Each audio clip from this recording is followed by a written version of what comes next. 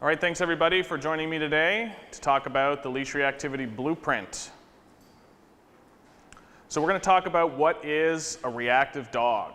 Reactive dogs are dogs who bark and lunge or react aggressively on their leash at the sight of other dogs or people. So some of these dogs could be fine interacting off leash, and some of these dogs may not go off leash at all.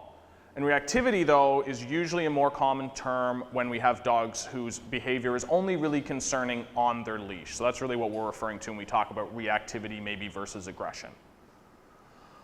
So what causes reactive dogs? Why is this happening to so many people? Well, in my opinion, the biggest reason is the stress of restraint. So when we put a dog on leash, when they see other dogs, we get an abnormal response. So something that we would not consider normal. Almost every dog is going to be excited seeing other dogs on leash, but they wouldn't always have what we call an abnormal response. So when we have a fearful dog, the fight or flight response that that dog would normally have is eliminated. They cannot do either of those things when they are on a leash. And the frustrated dog can't control their impulses. And those are really the two chief reasons why we have reactivity, either a fearful dog or a very frustrated dog. But both of these things usually lead to the same thing, which is an embarrassing and aggressive display on leash. So we've got fear and we've got frustration in our two categories, and that's what's causing all of this reactivity. Some of the other minor motivations for reactivity could be things like owner resource guarding or territorial behavior where maybe the reactivity only happens on a property. And so how can we figure this out? How can you decide if your dog is fearful or if your dog is frustrated? And my preferred way to do it is what I call the stuffed dog check.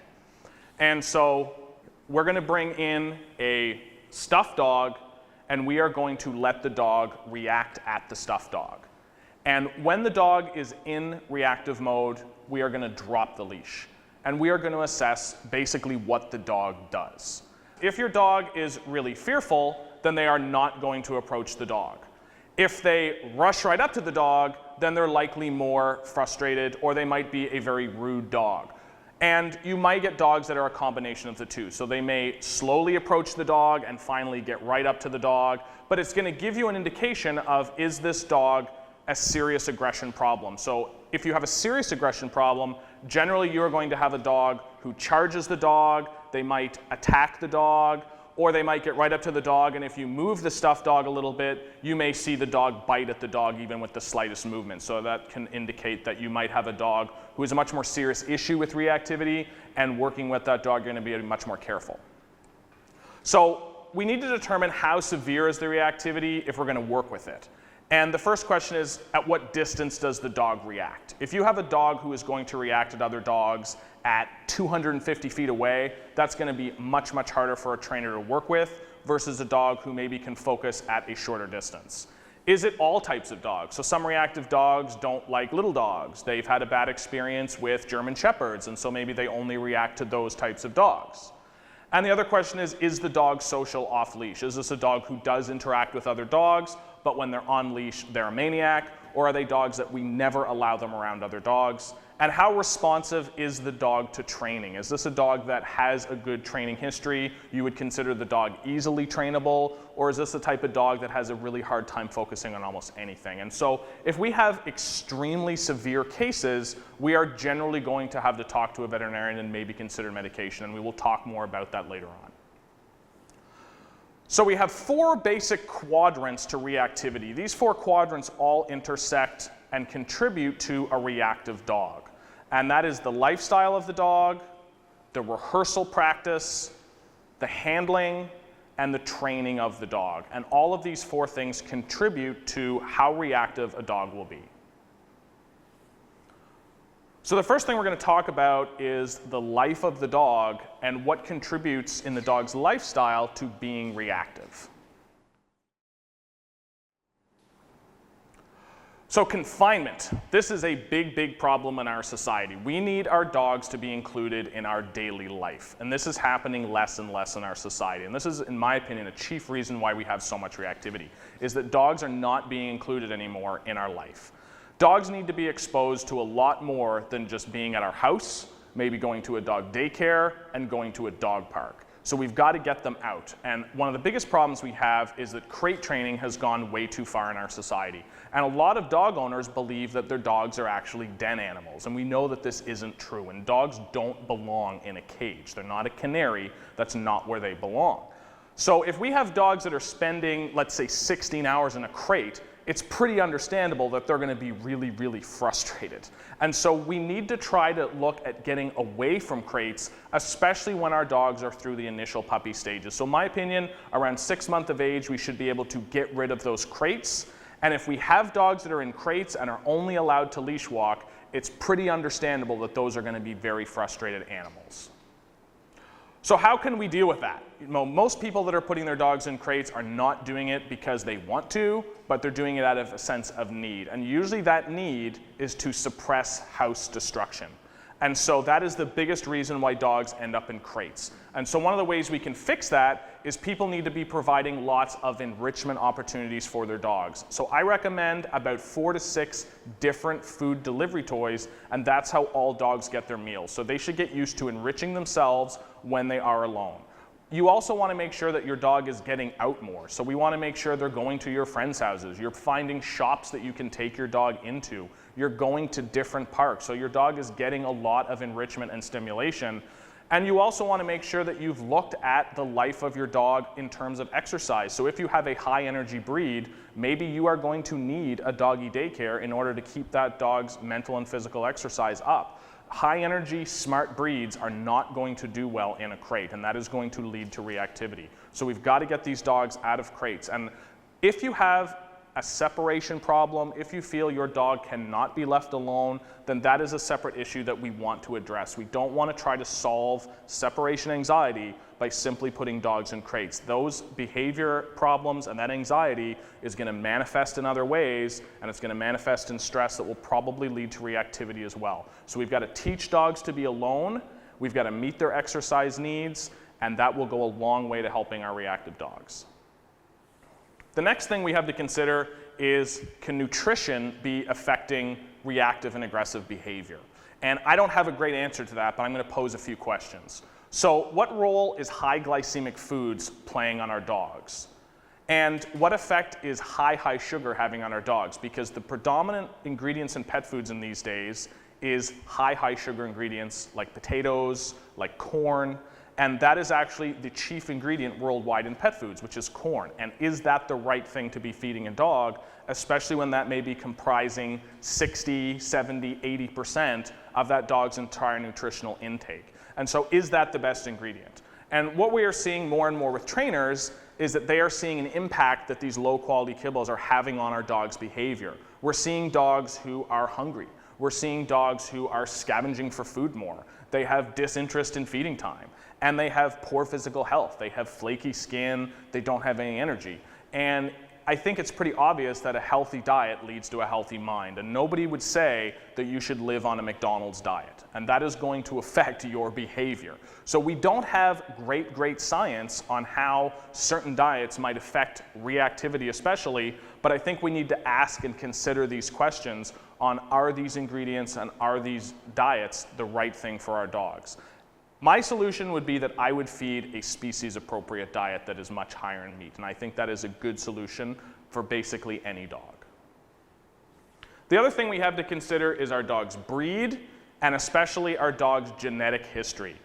There was a Facebook poll done in a reactive group that had thousands of members, and the top breeds that came out of that were herding breeds, rescue dogs, even though that's not really a breed, but it was a category, and smaller dogs. So why is that? Well, herding breeds are not really ideal family pets for the inexperienced dog owner.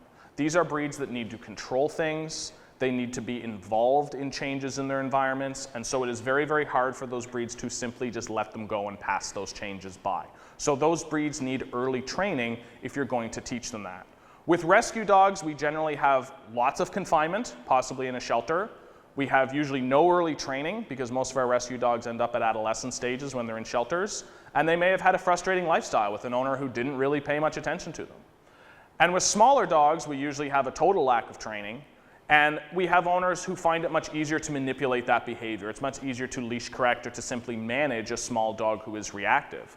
But a lot of reactivity we are finding is genetic. And so the picture in this slide is of a dog who at 8 weeks old was violently reacting to both dogs and cars on his leash.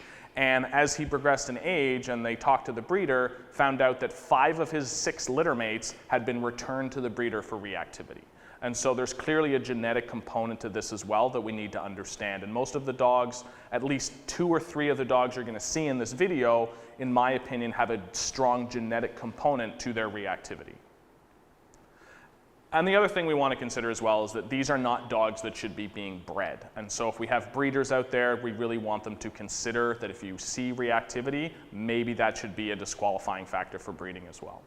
And one of the other last things is the socialization aspect. A lot of people don't really understand what this is.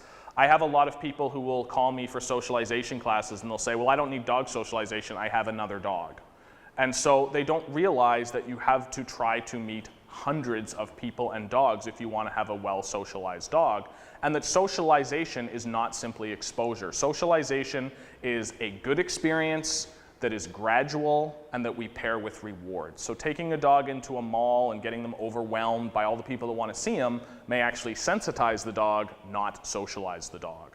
And so you should even come up with a socialization checklist of all the things you want to expose your puppy to. And this is not unique just to puppies. If you have a new rescue dog, we want to get them out in the world and have them learn that all these things in the world mean good things, so they don't need to be reactive and fearful to them. The other problems is people generally will ignore the secondary fear period, which is, again, not something that has deep scientific roots, but most trainers will acknowledge around adolescence, a puppy who was once socialized can appear to once be fearful again. And we need to work through those secondary fear periods, make sure we continue the socialization and the rewards. And the last problem we have with socialization is that sometimes it can be scary. And so owners can cut off socialization if they have a bad incident. They go to the dog park for the first time and maybe their puppy pins another dog and they're embarrassed and they never go back. Or maybe a dog kind of charges at their dog and they don't like it and they never go back. And so if you have one scary incident, sometimes the owner will cut off that socialization. We don't want that to happen. We have way too many dogs living in a bubble. The next category is handling. How do we actually handle our dogs? The first thing is the confidence of the handler. Generally, owners of reactive dogs are really, really nervous. They're scared, they know their dog is going to be reactive, and I'm going to tell you that the dogs definitely notice that. Dogs are great at picking up body language. They notice very small changes, like that tight leash, like the very short breathing, or the, oh my God, don't react, and any change of pace as well. So dogs are going to pick that up. And if you have a good relationship with your dog, they're definitely going to take their cues from you, and they're going to be looking at you as soon as that happens. And so if something is a big deal for the owner, it is generally also going to be a big deal for the dog. And that is not the message we want when we have other dogs showing up with our reactive dog. We don't want to signal to our dog that this is a big problem. And so how do we fix that? Well, we fix it by empowering owners with the confidence of what they should be doing. So once you have training techniques, once you have knowledge of how to handle your dog, hopefully the confidence will then come. So we're going to talk about handler leash skills and how you should actually be using your leash and how that can contribute to some of the different problems that arises with reactive dogs. So one of our most important aspects is how we actually handle our leash. So the very first rule of our leash is we want to hold it by around the halfway point. So we don't want to be holding our leash by the very end and allowing our dog to have all of this leash to backlash around with. So we want to make sure that we hold it about the halfway point. And the other really important leash tip is we want to make sure that it's loose. So most reactive dog owners actually hold their leash like I'm holding it now, which is putting artificial pressure up on the dog. So we want to make sure that we hold our leash actually with our hands right down beside our waist, so there is no pressure that is caused by ourselves and only pressure that would be caused by the dog pulling forward. We also want to make sure that we never use our leash to forcefully move our dog. So I'm not going to pull Freya around. If I want her to move over here, I'm going to ask her like I would my friend. I'm also never going to use the leash as a punisher, so I'm never going to jerk her around if I don't like what she's doing. So we always want to make sure our leash is nice and loose, we're not jerking the dog around, and we aren't giving them too much leash to get in trouble with. We also want to make sure that we never reward our dogs by moving forward on a tense leash. So if your dog does move forward and the leash is tense, we need to do something. We cannot allow our dogs to simply forge ahead and learn that it's okay to do that behavior. The other thing is that we want to be rewarding our dogs when they are walking beside us. So when Freya is beside me like this, I want to be either giving her a food reward or at the very least looking at her and smiling and telling her what a good dog she is for being in this position, because this is where I want her to be all the time when we are moving around. It's also important to understand that the walk is for your dog. It is not for you. So you might get some exercise out of it, but it's really for the dog. So if your dog wants to sniff a blade of grass, if they want to nibble on a little piece of grass, if they want to check out every tree, you really should consider letting them. You can still guide the dog, but you want the dog to feel as free as possible. We don't want to micromanage our dogs, and we want our dogs to actually get some enrichment out on the walk. So don't feel like you need to micromanage all of your dog's activities, and let them explore and have some enrichment. And the last most important thing is that we don't greet other dogs on leash. When you greet other dogs on leash, things usually go poorly. And so this is where a lot of reactivity can come with, especially in dogs that are actually good with other dogs or are not reactive, and then they actually can become reactive. This is how we see the genesis of the behavior actually happening. So if you have a dog who does not want to greet another dog and they are forced into it, that can create a fearful response. And so I like this image in the slide because you have both of these things happening. We have a Chihuahua who clearly does not want to be there, and he is being sniffed by a dog who is pulling strongly forward, and he cannot escape. So he has no way out of that situation. And the second problem we have is if you allow a dog to always greet and forge ahead and get to greet other dogs, and then you decide to stop that, then that dog is going to be frustrated. And so if this other dog in the image gets to pull his way to every greeting, and then all of a sudden we're going to stop him from doing that, that can cause some reactivity because he's now going to be frustrated. Hey, how come I can't go greet this dog and this dog and this dog and this dog? And so we want to make sure that when we are seeing other dogs on leash, you should just move by. You know, when I walk down a sidewalk, I don't need to shake the hand of every single person I pass and say, hello, I'm Tristan, how are you? I don't need to do that. I just walk by. And so my dog can do the same thing. If my dog needs to socialize, she can do that off leash. She can't even do it on leash because we need to get moving. So if she wants to play with the dog, she can't. So that's going to be frustrating as well. So easily, I would just don't greet, just treat. Treat your dog and just move right past. And if we can condition dogs to just go past other dogs, that will eliminate a lot of frustration on leash. And our last handling problem is the misuse of positive punishment, probably one of the biggest reasons why we have reactive dogs out there. And I know with people with reactive dogs, it would be really nice if we could just give the dog a quick leash correction and tell them to stop it and the reactivity went away. That would be really nice. And that is usually what most people try to do. So their dog rears up, they try to give them a little bit of a correction and tell them to stop, and they hope that it will go away. The problem is that owners are really, really, really bad at using punishment. And usually when you see people trying to correct away behavior, it doesn't go away. And so then it no longer meets the definition of punishment because the behavior is not being reduced. The other problem with doing that is you always have classical conditioning present in operant conditioning. So if we are trying to classically condition our dogs around other dogs, if we are delivering corrections, we are teaching them that other dogs predict getting a harsh correction. And that is going to lead to a classical conditioning problem, which is then going to lead to behavior problems with other dogs. So we do not want to be doing negative things prior to your dog seeing other dogs.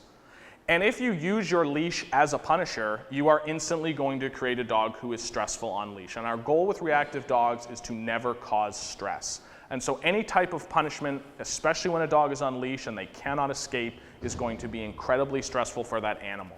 And when you have rising stress in an animal, that animal's thinking system gets turned off and their survival mode gets activated. And then you don't have a dog that's thinking anymore. And so we never want to get that system activated. And the other big problem with punishment is it doesn't address either frustration or fear, and it completely ignores the 4 quadrants of reactivity. It ignores the lifestyle problems, it ignores the handling problems, it doesn't train the dog, and it doesn't deal with the rehearsal issues. So we cannot be using positive punishment to try to fix reactivity. So rehearsal is our third quadrant that contributes to reactivity. So this is probably one of the biggest things that owners and trainers don't understand when they are working with reactivity, and it is usually one of the biggest reasons why people cannot get a handle on this problem. And that is that if reactivity is allowed to continue, it is going to undo your training. And so your reactivity cannot be solved without preventing the rehearsal of the behavior while the training is taking place. And that is a huge bummer of a statement because it is very hard to stop reactivity, but it is true. If you allow your dog to be sporadically reactive while you are trying to train them not to be, it is going to be incredibly hard to get rid of that behavior if it keeps propping up. So we need to make a very strong commitment to never allow the dog to actually be reactive. So what that means is that we have to learn our dog's pre-reaction triggers, and we have to act before the event happens to prevent it from happening. And if you allow any behavior to be rehearsed, be it peeing in the house, pulling on leash, it is going to continue. So we've got to get it stopped. And so prevention via management techniques is critical if we want to actually alter this behavior. So frustration rehearsal, a lot of times the rehearsal of reactivity can actually happen when the owner is not around, and that is a big problem. So if you have barriers that allow dogs to see out, then the reactivity can fester and it can also be rehearsed. So these could be things like dogs who are on invisible or electric fences, dogs who even are looking out through normal fences outside, dogs who are looking out windows especially, they are looking out through their crates maybe, or they are in kennels. And this will all create reactivity habits because you can bet that being reactive out a window is definitely going to translate to being reactive on a leash. So what this means is reactive dogs, or really any dog, should not have unsupervised yard or fence time. We have got to know what our dogs are doing when they are looking out at different things in the environment so they don't start practicing these habits. We also shouldn't have dogs having unsupervised access to windows. Again, if you know your dog will look out a window and bark at other dogs and people, you've got to prevent that behavior or it will start to fester and get worse. So you may need to move the couch away, you may need to block those windows, especially while training takes place, or unless you can actively train with the dog and the stimulus on the other side. You also need to be very aware of car reactivity. So if your dog is practicing barking in the car, again, that will derail your leash reactivity training. So you may need to actually cover your windows. They may need to be in a crate that's covered in the car. You might want to invest in an electronic treat dispenser to help with that, or even a calming cap to cover up the dog. And if you have a dog who's coming from a shelter or you work in a shelter environment, you should be covering up those kennels of dogs who you know will bark at other dogs. When I worked for an SPCA, we used to make sure that our reactive dogs were always at the back of the room so they wouldn't see dogs moving back and forth on the hallways as they went in and out, so they wouldn't practice reacting all the time. And also consider if your dog is going to daycare or boarding facilities, are they dividing up play areas and not covering up the fences? If the dogs can all see each other through fences and get frustrated, they are breeding reactivity for you. And so you have to alter your walk patterns and your behavior to prevent reactive events while you are going through training. And hopefully when we get through training and the reactivity starts to get under control, maybe the windows and some of these freedoms can come back. And so training is the last quadrant and a very, very important one. Impulse control training, something that every dog needs and a lot of dogs lack. So a very interesting thing is that a long time ago we used to train dogs with the dominance method. We thought that we had to dominate our dogs, we had to make sure that we made the dog wait at the door, the dog had to wait for their food bowl, we had to walk first. And we know that that's wrong. We know that that is not necessary. We don't need to show dominance to our dog. But the interesting thing was that back in those days when trainers were doing that, a lot of clients said, hey, I'm having a lot of success now. Thank you for those techniques. So if we know that we don't need to show dominance to our dog, but yet people had success, why was that? And I believe it's because finally these dogs started to have at least a little bit of structured training in their lives. It was done for the wrong reason and the wrong theory, but the intention actually did help the dog in terms of teaching them impulse control. So I think that dogs do need to have good manners, and they shouldn't be allowed to do things like jump on people, bark at people, pull on leash. These are things that are important to train, so we cannot have an unruly dog.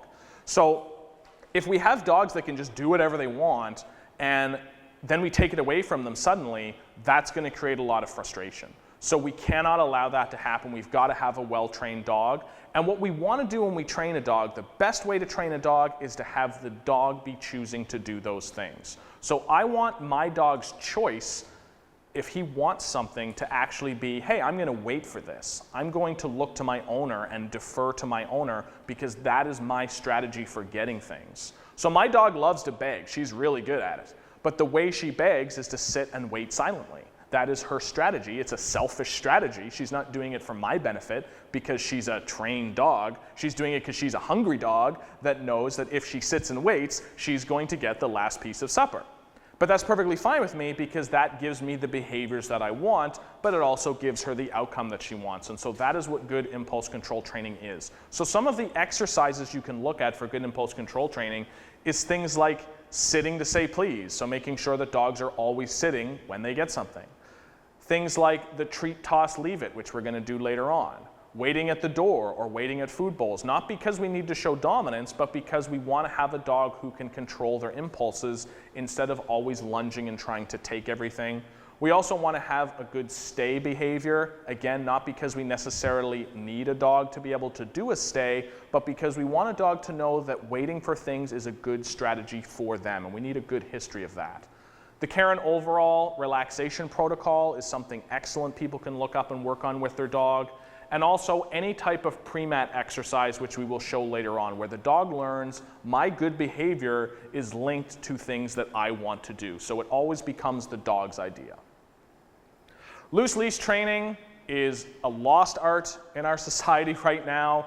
We have a billion-dollar industry of no-pull products. Buy this magic tool and your dog will walk on a perfect loose leash.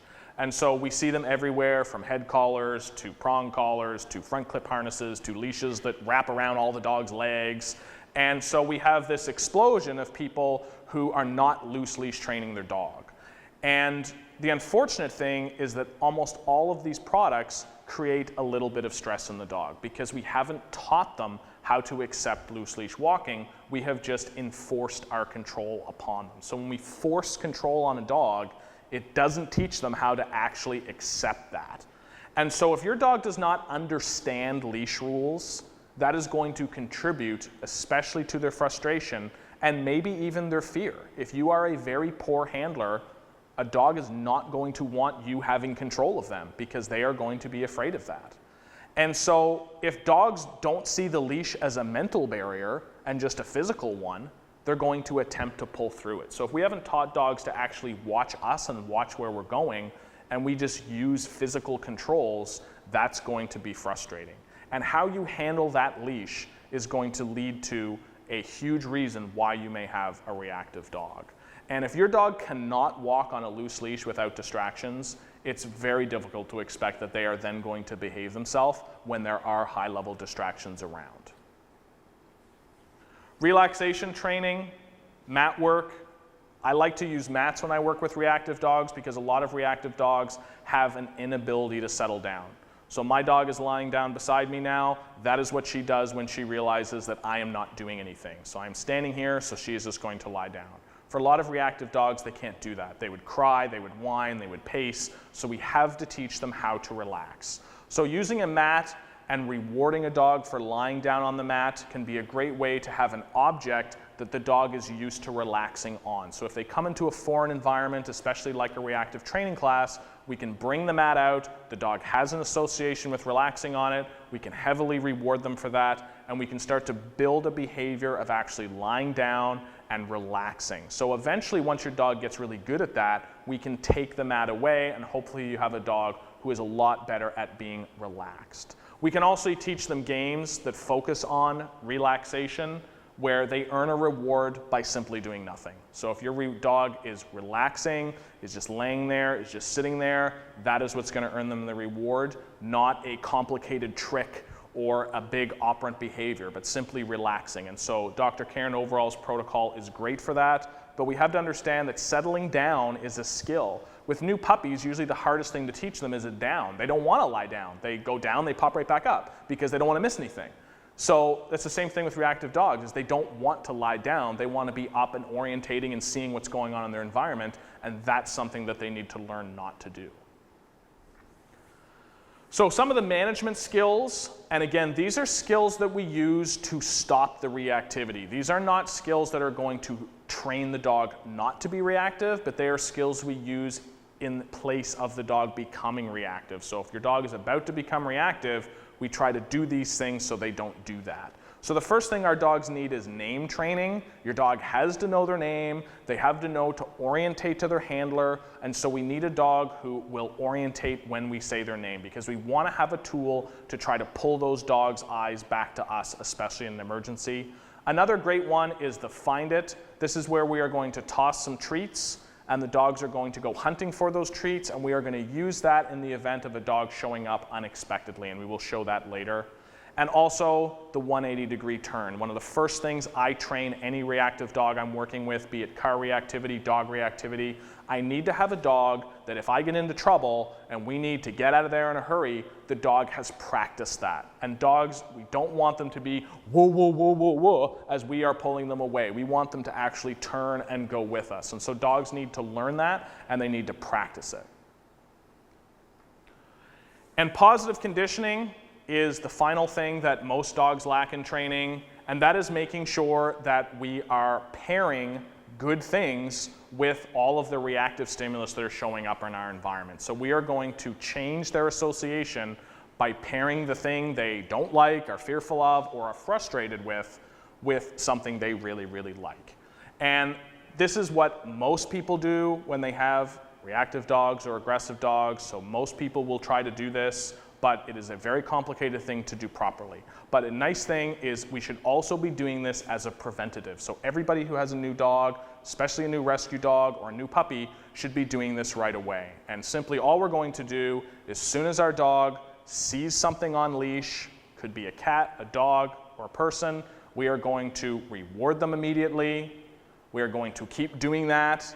And hopefully we are going to start to see a dog who gets happy and has what we would call a conditioned emotional response when they see these other stimulus. So we want your dogs to start to be happy and focus on you when they see these other stimulus in their environment. And so group training for reactive dogs. So we've covered our quadrants, and now we're going to talk about how do we actually start getting a handle on this problem. So what do our reactive dogs need to learn? The first thing the dog needs to learn is how to relax. They need to learn to trust and defer to their handler. They need to learn that other dogs on leash are not a big deal. They are not important to that dog. They don't need to be concerned, but that other dogs are good news. So they do not upset the handler. They do not upset the dog. Other dogs are good news. And above all, that their handler will keep them safe. And what owners need to do is owners need to learn how to relax as well, the same as the dogs. They need to learn how to let their dog be a dog and not try to micromanage absolutely everything that the dog does. They need to accept that every walk is a training walk. Training does not happen in the classroom. It happens when you are out with your dog. So you've always got to be prepared. You've always got to be ready. And management is the key. We talked about rehearsal. You cannot allow those dogs to become reactive. You've got to be prepared. And if we have a dog who is predisposed to fear for their reactivity or frustration, what are some of the differences there? Well, if you have a very fearful dog, then we want to have a lot of classical conditioning. We want them to know that other dogs are a good thing. We want to pair those dogs or what they're reactive to with rewards. We don't want to use any adversives. We cannot punish fear, so we are not going to use adversives if we are dealing with a fearful dog in any way. We need to make sure anything we do is very slow and gradual, and we need to listen to the dog.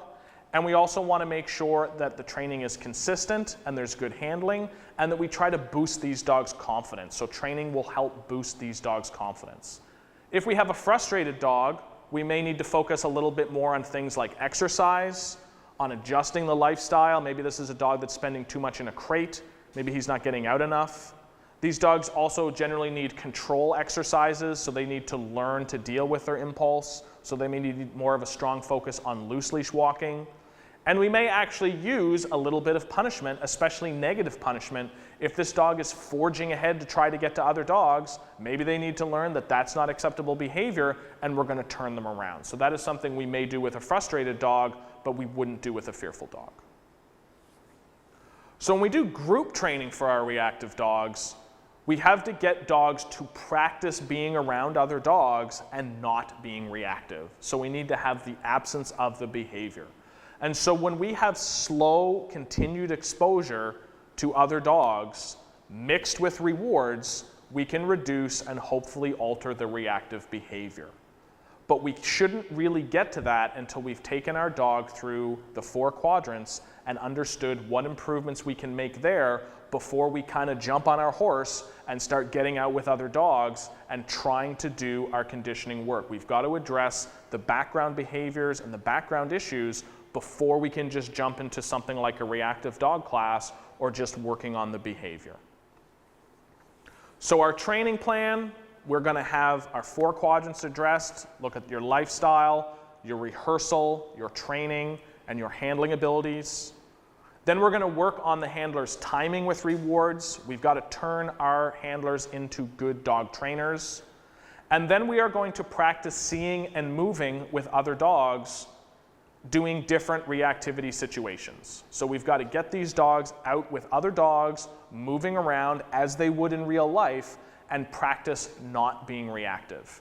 And once we get very good at that, we also want to start to reduce the high frequency of food rewards. So whenever we start training, we're going to use a lot of rewards in the initial stages, and then as our dogs get better, we want to slowly reduce them. It is not a priority that we entirely eliminate food rewards, but it is not practical that every single time a dog comes near you, you have to empty a full bag of treats. We don't want to have that to be our life, but it may start that way.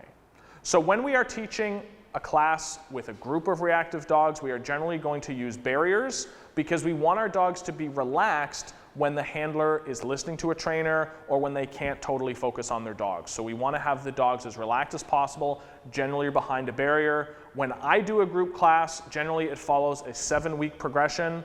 The first night we usually focus on this type of a presentation. Then we will work on our training foundational skills, and then we will actually get the dogs moving around with one another. Next. Tools of the trade. What are we going to use when we work with our dogs? Well, if you're going to walk with your dog, some of the best tools to use are a front clip harness. I find that is a nice balance of control, but is also a good balance of not being too stressful for the dog. So I prefer the Freedom harness. I think that is a very good front clip harness. If you need to, you could use a head collar like the Black Dog training halter or a gentle leader, although that's not my preference, generally for 2 reasons. One is the stress it can cause a dog who is not conditioned. The other problem can be dogs who generally don't like it, and also if there is a risk with the handler. So if the handler moves too quickly, if the dog moves too quickly, it can also cause a little bit of problems. I also like to just have a regular collar and leash. That's kind of my preferred thing to handle. The only time I would generally recommend a head collar or a front clip harness is if you feel you cannot control the dog. So if you have a large, powerful dog, that is best. Or if your dog is very, very bad on leash and they are going to choke themselves, that's not great either. Also, if you feel your dog is a threat, or if you feel that you are very, very nervous handling your dog, then I would recommend considering a muzzle. So if you think that you may drop the leash and you have visions in your head of your dog running across the field and going after another dog, then you can put a muzzle on your dog. And so there's nothing wrong with that to keep your dog safe, but also to make you feel more confident. And the last thing would be proper footwear. So we've got to make sure that we're always going out prepared when we are walking those reactive dogs. I would avoid things like choker collars, prong collars, flexi leashes, or even a back clip harness that will just simply give the dogs more momentum. Also, when you're going out, we need to have rewards ready. So you want to have small, high value rewards. You want to have as many as possible, and you want to make sure in advance that your dog likes them. When we go out with our dogs, we also need to have some type of a marker. So we need to condition a clicker or a word, because it's going to be really, really helpful to have a marker or a bridging stimulus whenever we're working with our dogs. And you also want to have a very large treat pouch, and I generally recommend one that has 2 compartments. That way you can differentiate between rewards you're going to use for training, like loose leash walking or focus, and rewards that you're going to use for other dogs. So some very high value stuff that you can grab when you are going to do your conditioning work. I would avoid using large cookies or regular old dog treats or kibble or anything that your dog might get on a regular basis. And the thing to understand is that a poorly prepared trainer is not ready to train. So there's no excuses when you go out with your dog. If you don't have your food, if you're wearing your flip-flops, you grab the flexi leash instead of the proper leash, and now you've had a reactive event and you've undone a lot of your training. And how can our veterinarians be involved and help us with these problems? Well, there's a lot of ways our veterinarians can help us. The first thing to consider is there are some over-the-counter products you can look at to help with reactivity. L-theanine is a supplement that a lot of people use. There's a product called Doggy Zen that I've had some success with. But a lot of stuff that over-the-counter is generally going to be hit or miss. So some of those products, some people will tell you they've had success with, other people will say it did nothing. But the main way our veterinarians can help us is to discuss behavioral medication. And if you work with a good trainer, a lot of times they can tell you if they feel this dog needs simple training and some of the adjustments we've talked about, or if to really make progress, this dog may need medication. And then that's when we need to bring our veterinarians into it and really have a discussion with, can that help? So there's lots of different drugs out there that the veterinarians will assess and decide what makes sense for that dog and for that dog's health. So our veterinarian should always be included in this discussion, especially if you feel you have an extreme case. Medication should not be a taboo subject with our dogs. A lot of times this will greatly improve their quality of life, and it will make your training a lot easier and get you onto the path of success a lot quicker. So it should not be taboo. We should definitely be talking to our veterinarians about some of the tools that are out there.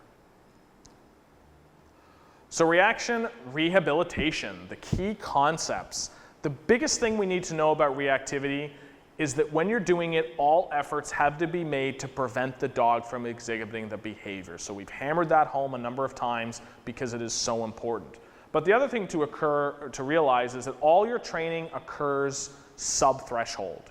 So a lot of people will come to me and say, well, what do I do when my dog's reactive? What should I do when my dog is barking and lunging? And to me, it really doesn't make a big difference because you've already failed. So you simply run away and you try to figure out why that happened and what mistake you made. But your training there's going to be no training that happens at that point.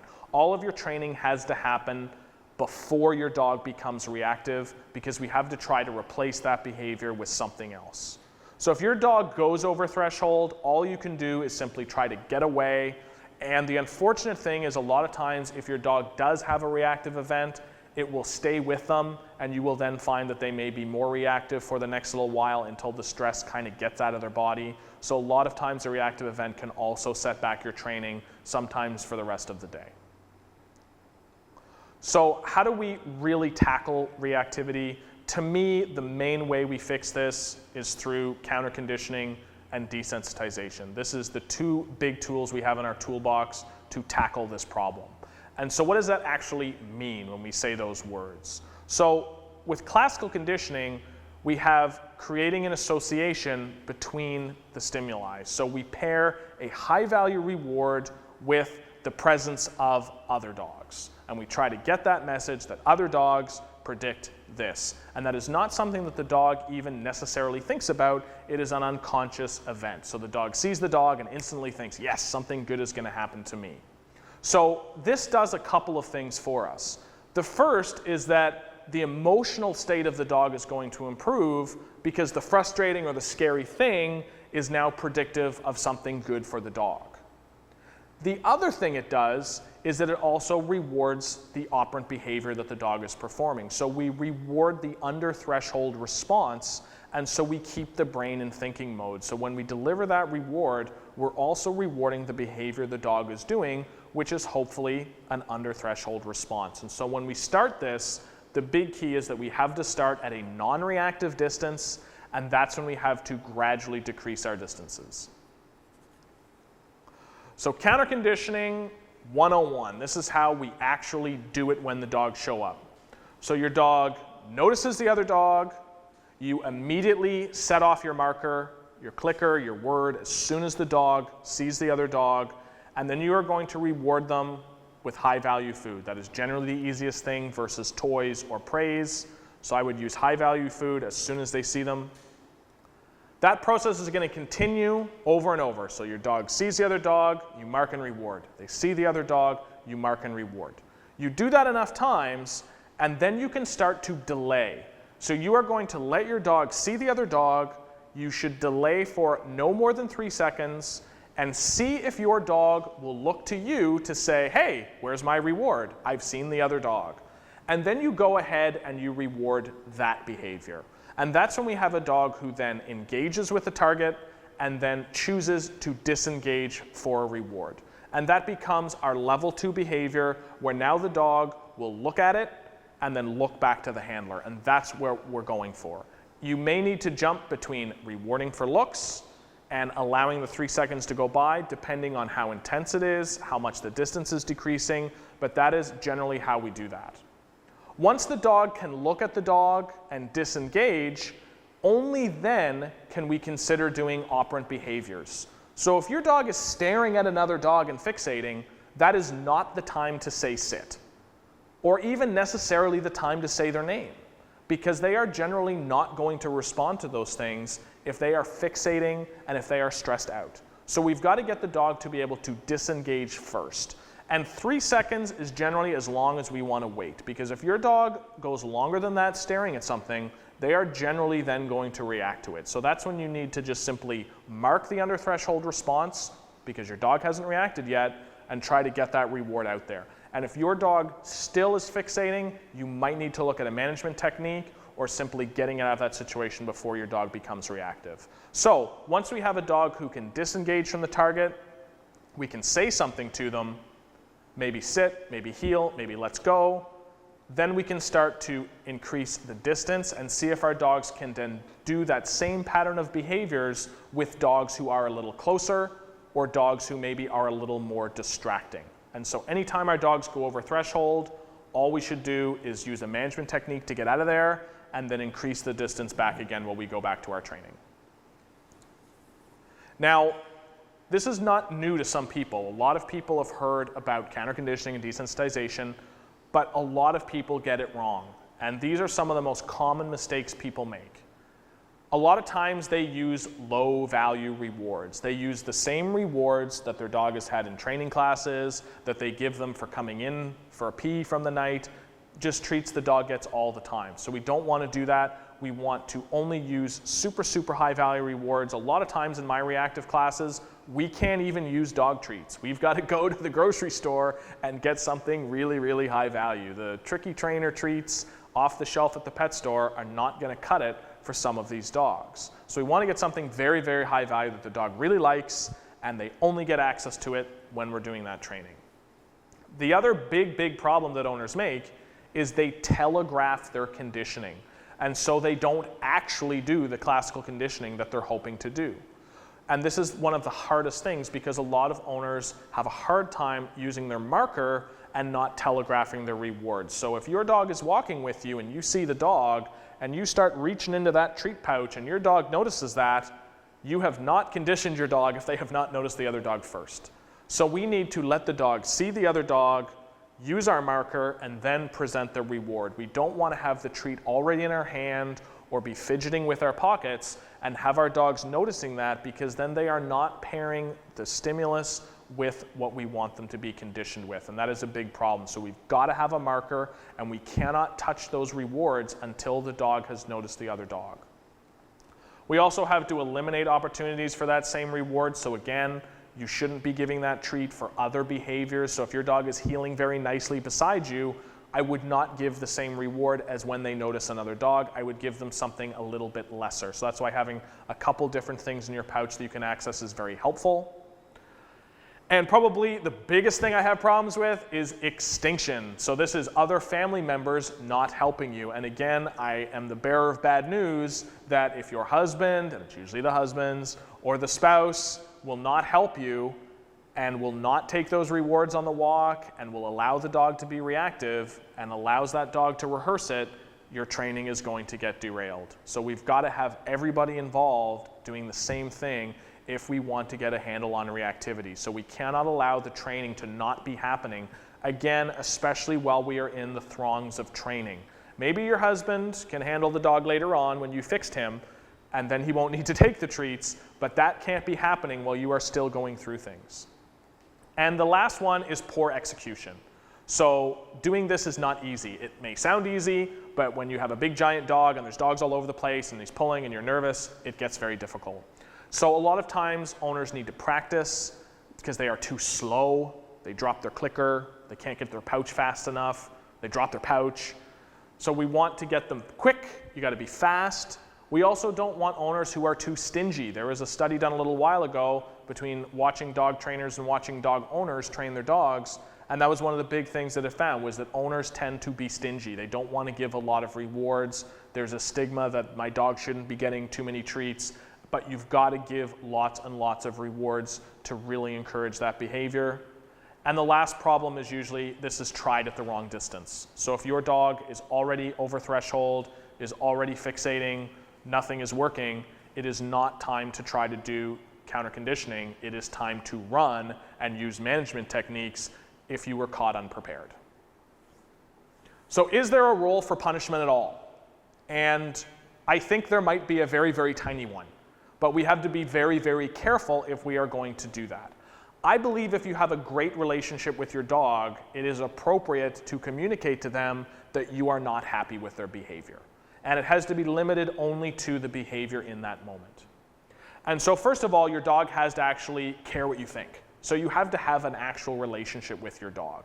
So I don't want to start dishing out punishment to a dog that I just adopted or a dog that I'm working with who doesn't know me. I will generally also only ever use punishment if I know the dog is simply frustrated.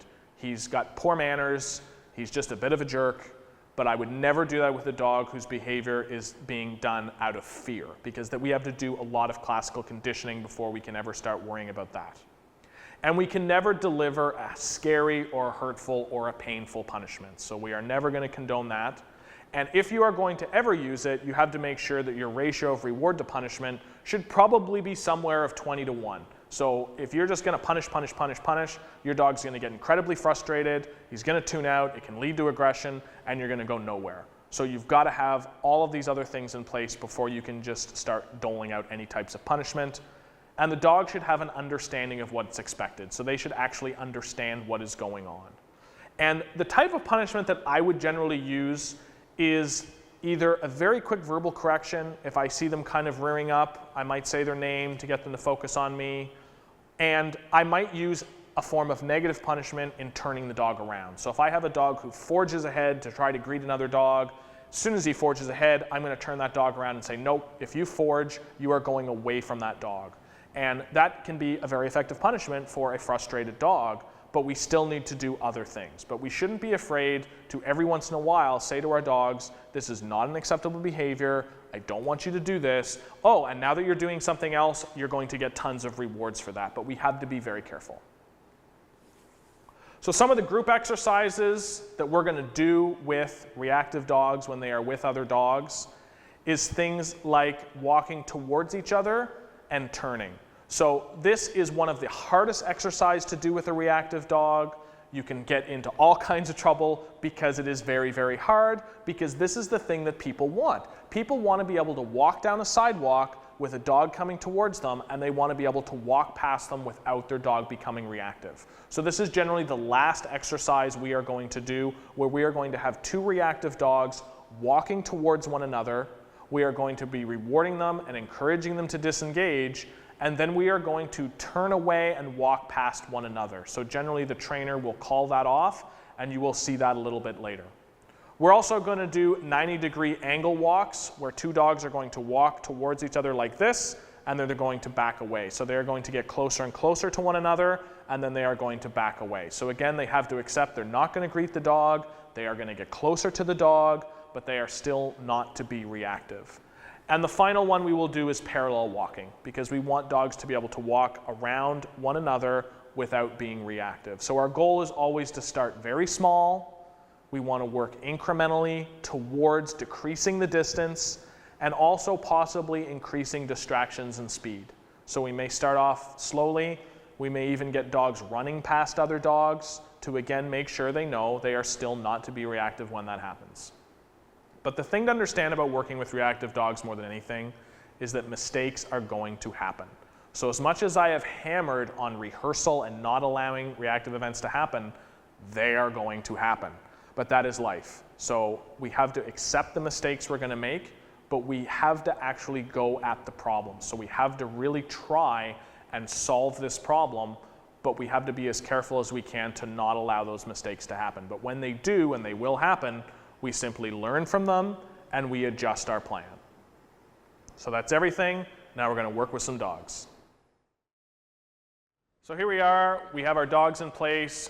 Our 4 dogs are here. This is one of our reactive dog barriers. It's very important that when the owners are trying to pay attention to the training direction or for working with dogs individually, the owners can't always focus on making sure their dog's not being reactive. And especially at the early stages in training, we don't expect that these dogs are able to be in a room with other dogs without being reactive until the owners have had a chance to do some training. So this takes the pressure off the owners so they can listen and they don't have to worry about it. So we've got Jordan here. She can see me. She can see what's going on, but her dog Portia down here can't. So that's what we want in a good sized barrier. You want to make sure that the people can see, the dogs can't. And Portia is on her bed, so she's got a relaxation item. And Jordan's big job here is to make sure that her dog just stays calm so we can get through what is normally an hour-long class.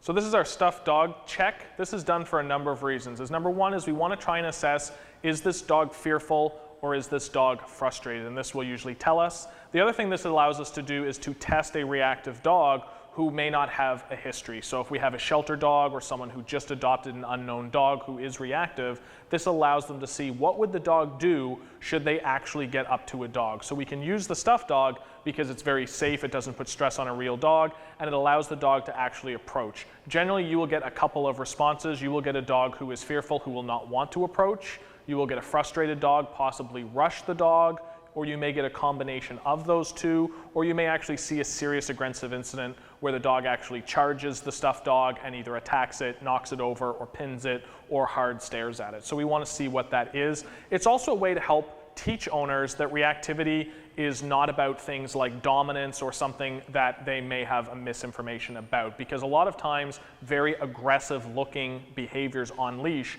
can actually be very fearful, and so this will actually illustrate to possibly a skeptical owner that that is in fact the case.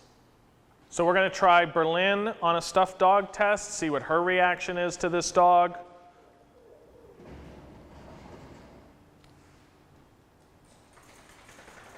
Shaking it out.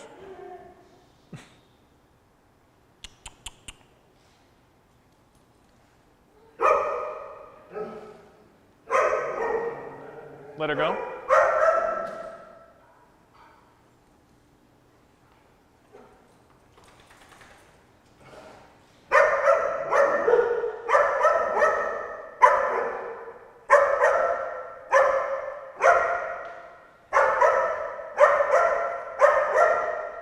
You can call her off.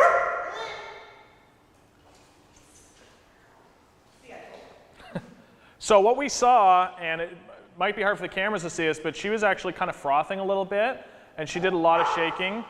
So that was very, very stressful for her. But again, you see that she didn't go anywhere near the dog, and I moved it around. I got more reaction, but I still didn't have a dog rushing and going after the dog. So we see a lot of what we would consider fear in Berlin. Very fearful of this dog. Definitely not a frustration case because she didn't make any move towards it. So we're going to do a stuffed dog test with V. We're going to bring her out. We're going to let her hopefully be reactive towards the stuffed dog, and then we're going to drop the leash and see what happens.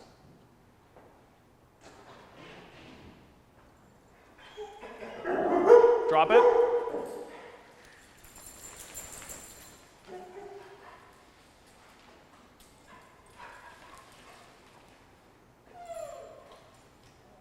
Okay, good. You can grab her.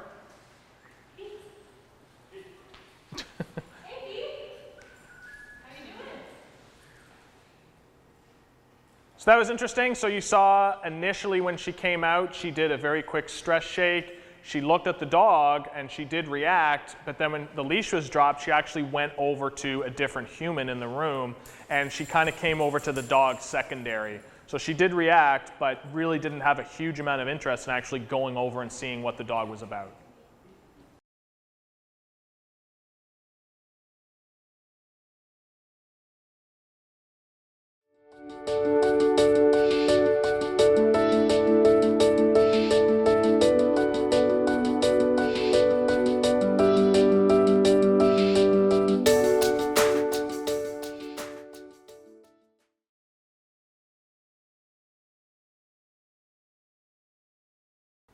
So we're going to talk about the importance of conditioning a marker with our dogs. So it's so important that we have a marker that we can use. So I've got my clicker here. The way I set up with a dog is I'm going to put the clicker in my leash hand. Again, the importance of having a short and loose leash. So I've got Berlin on a nice short leash. And when I want to condition my marker with her, I have to make sure I don't do any telegraphing towards the reward. So I'm actually going to hold my hand in a very neutral position. I'm going to click the clicker and reach in as fast as I can to my pouch to reward her. So I don't want to do any type of telegraphing. It's a huge mistake to reach towards your pouch and then click, because that will not condition your clicker. Your dog will only watch your hand. So I want to hold my hand in a very neutral spot, and I want to deliver the reward. The other thing I'm going to do is I'm going to teach her that the clicker is the only predictor of the reward. So I'm actually going to reach my hand into the pouch, and I'm going to bring up nothing. You see that she's hoping that maybe I dropped something. Actually, you dropped something. It's right there. There you go.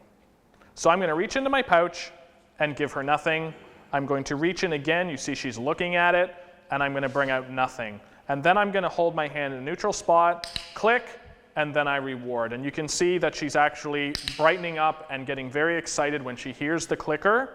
And then there's another false trial. So I want Berlin to always be listening for her clicker, not focusing on my hand and on my treat pouch.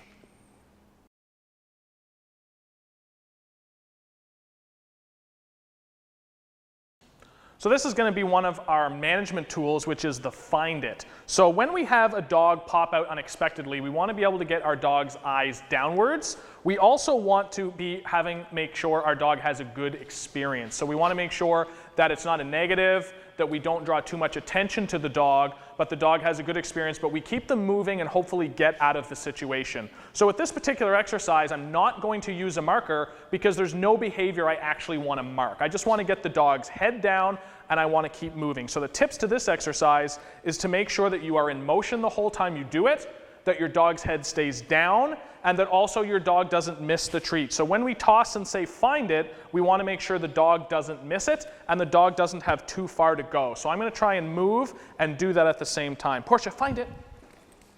Girl, find it. Find it. Find it. Find it. Find it. Find it. And so that was a nice run. So my goal was met. I moved quick. Portia didn't miss any of the treats, and I kept her moving, and I kept her head down. So if that barking Yorkie pops out of the house that I didn't expect, hopefully I can keep her moving without having a reactive event.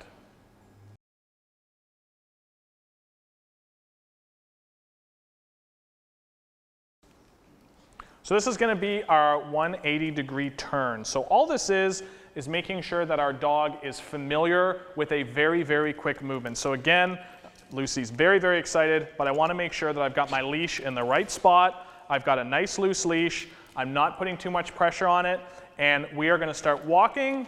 My assistant Tabea off camera is going to yell out the word go, and as soon as she does, I'm going to try to turn as quick as I can, encourage Lucy to follow me, and this time I am going to click as soon as Lucy orientates and comes with me, and I'm going to try to feed her as we are moving to try to get away from what would be, again, an unexpected dog, okay?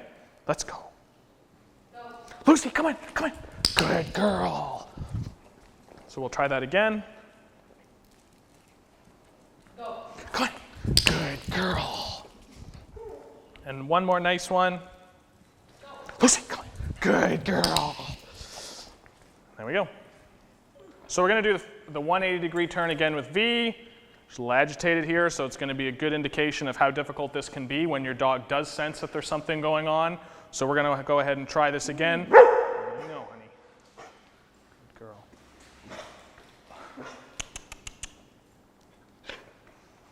Okay, let's go. V, V, V. Good girl. So you see, it's very hard when the dog is agitated, so this is a really, really important technique to practice.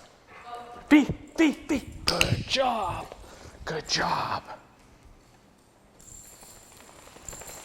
Good job. Come on, good girl. Very good. See, there's a lot of stress there. Huge, huge stress shake. V, V, V, V. Good job. So I'm not using any particular command. I want her more to orientate to her name. V, V, V. And follow my body and move with me.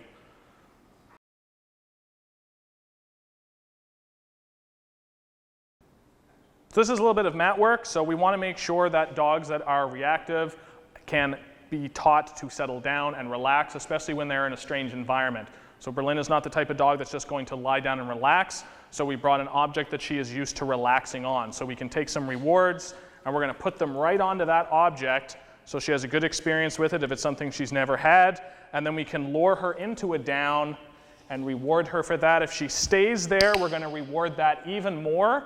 And now it's just going to become a game of paying for duration. So we are going to reward her for staying in that position. If she gets up, we can just put her right back into it. And I don't need any cues. I can just get her to follow the treat. And later on, I can eliminate the treat and just use a hand signal. And you can add a verbal cue if you want. But the big thing here is that Berlin is being rewarded for relaxation. And now I can start to take my attention away from her and still have her remain in the position. So she's done very well with this, and it will help her a lot with settling down when she's stressed out.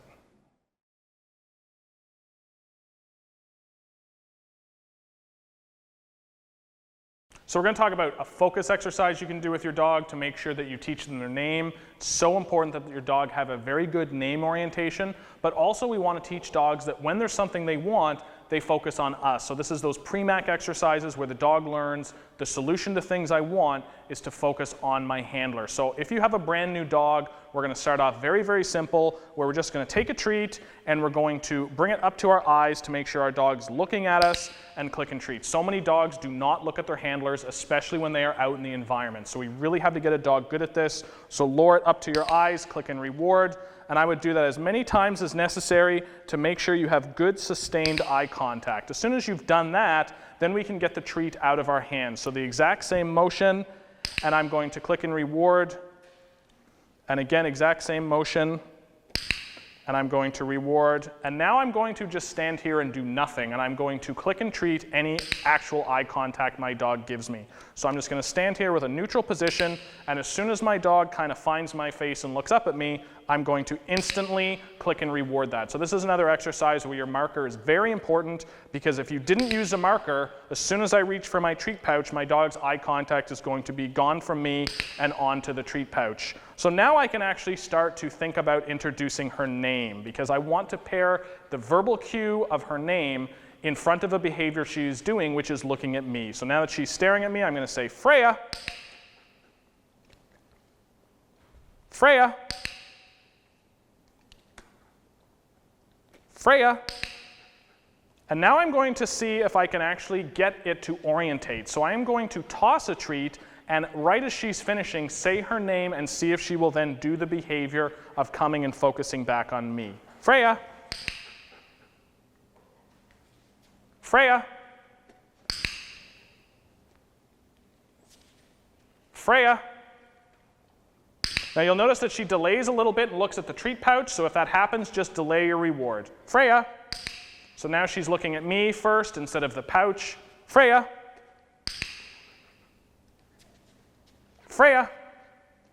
So nice eye contact there. So now we're going to introduce the pre-MAC part, which is I'm going to take a reward and I'm going to hold it off to the side and her way of getting this reward is going to be to look at me. So you're going to learn a lot about your dog here. If your dog barks at the treat, if your dog jumps to try to get the treat, that tells you that is their solution for getting what they want. And if that's the case, we need to change that. So if I hold the treat out here, as soon as she looks back at me, I'm going to click and reward. Any other behavior you can ignore. Make sure your treat is not too high up. If it's up here, the dog won't think they can get it. So you want it to be pretty close to them, and they have to look away. And once you start to get those first couple looks, then you can add a little bit of duration there. So Freya's looking right at me, and we're going to reward. So that's how we make sure that when a dog sees something they want, the first thing that pops into their mind is, I better focus up on my handler. And now that I have that, should I want to ask for an additional cue, like a down or a target or any other thing your dog might know, you'll actually get it.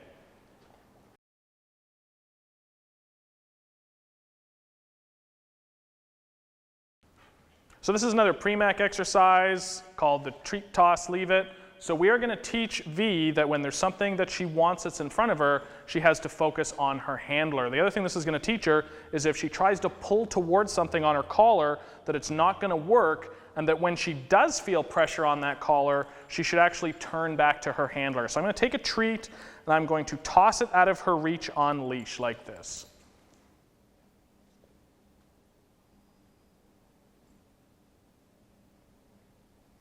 Now this is going to tell you again a lot about your dog's strategy. As soon as they look at you, you're going to click and reward.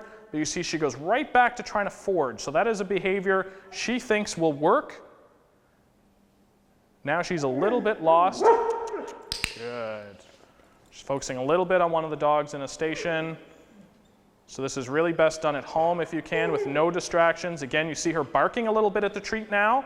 So again, this is another strategy for her. But we want to teach her the only strategy that works is looking back at her handler. And I'm not prompting her for that. I'm just letting her figure it out on her own. So it becomes a strategy that she chooses. I also want to teach her that this continual forging is not going to work. So you see she's putting less and less pressure on that leash each time. We're going to add a second treat. She came off it very quickly. And so she's doing very, very well. Again, she looks at my pouch, wait for the look up to your eyes, and then click and reward that. Don't just click and treat a dog who's looking at a treat pouch.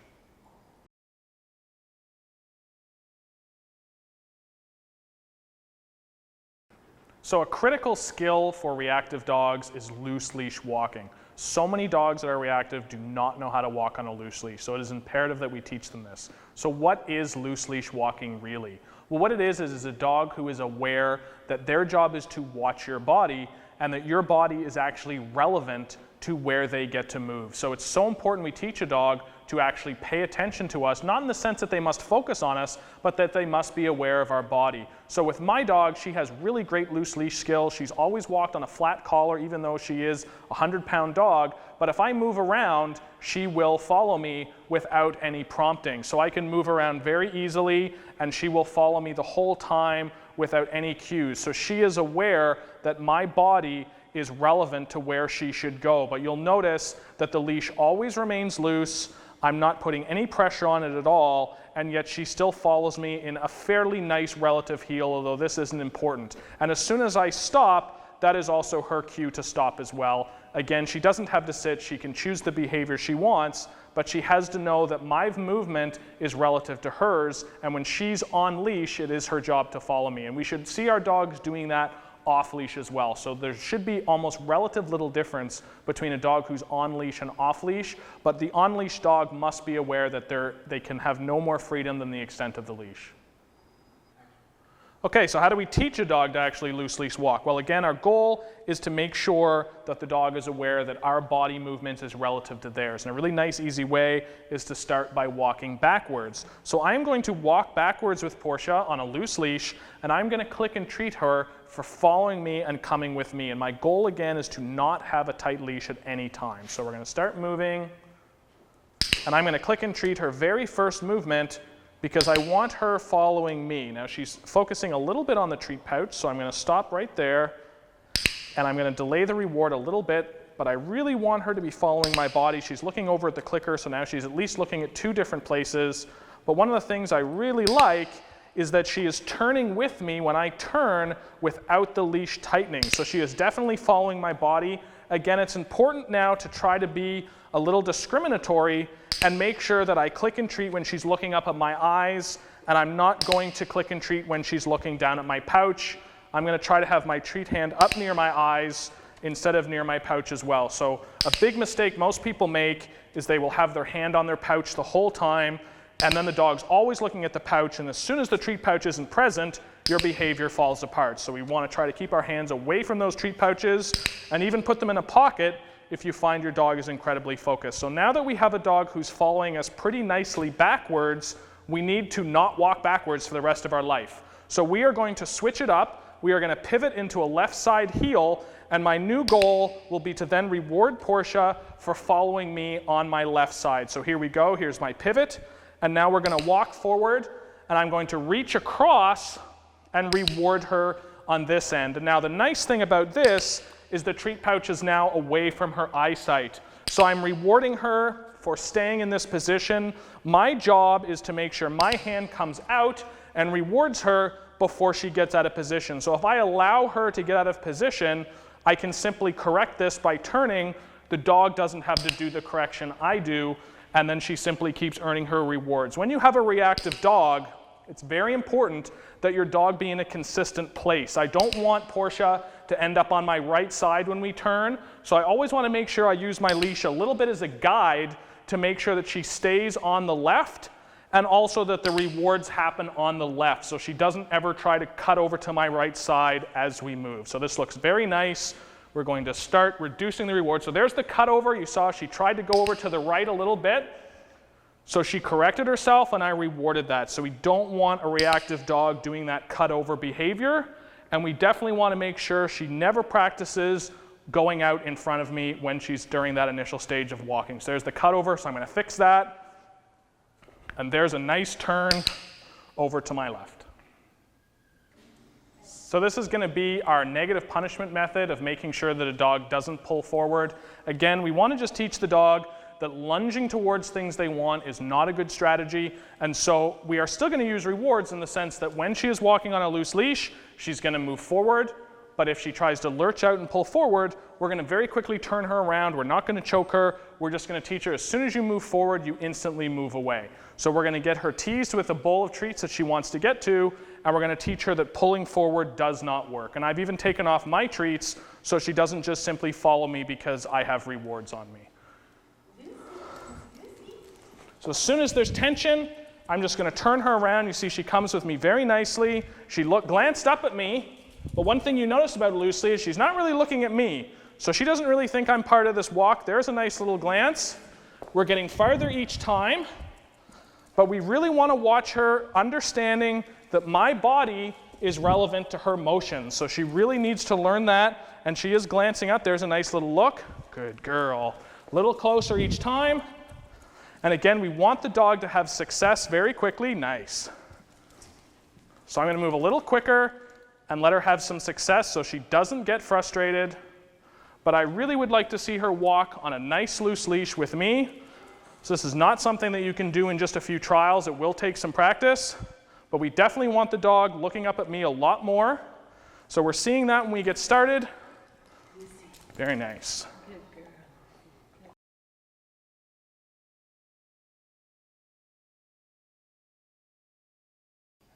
So this is going to be the start of our counter conditioning process. This is how we actually teach dogs not to be reactive and how to focus on their handler. But it's very important that the handlers get the timing right and they get their speed down. So we're going to practice with a really easy neutral object. So I am just going to shake this box of cookies, and as soon as Berlin looks at it, we want to instantly mark and reward her for looking at it and not having obviously a reactive event. And we want to do that over and over until hopefully she starts to look at the box and look back at her owner. So here we go.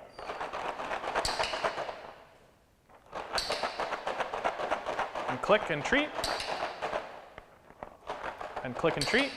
And if she doesn't respond, just put it right in her face. Just shove it down her throat. Yeah, good. And try not to move forward because you don't want her to then get closer to me. Good job. Good speed, Jen. Good job. Make sure she looks first. Don't reward her without her looking at her target. Good. Maybe try to keep that hand out of the pouch. There. Good.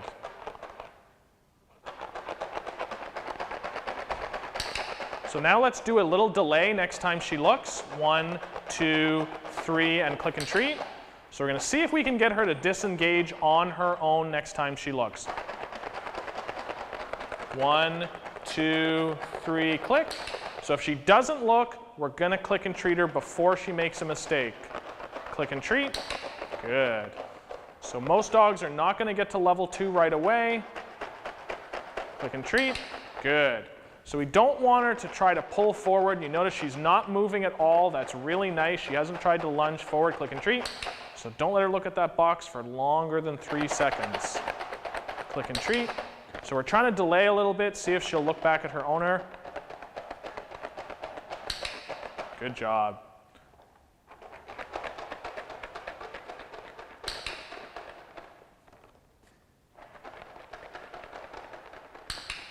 So really nice fast clicks, just put it in her face. Yeah, good.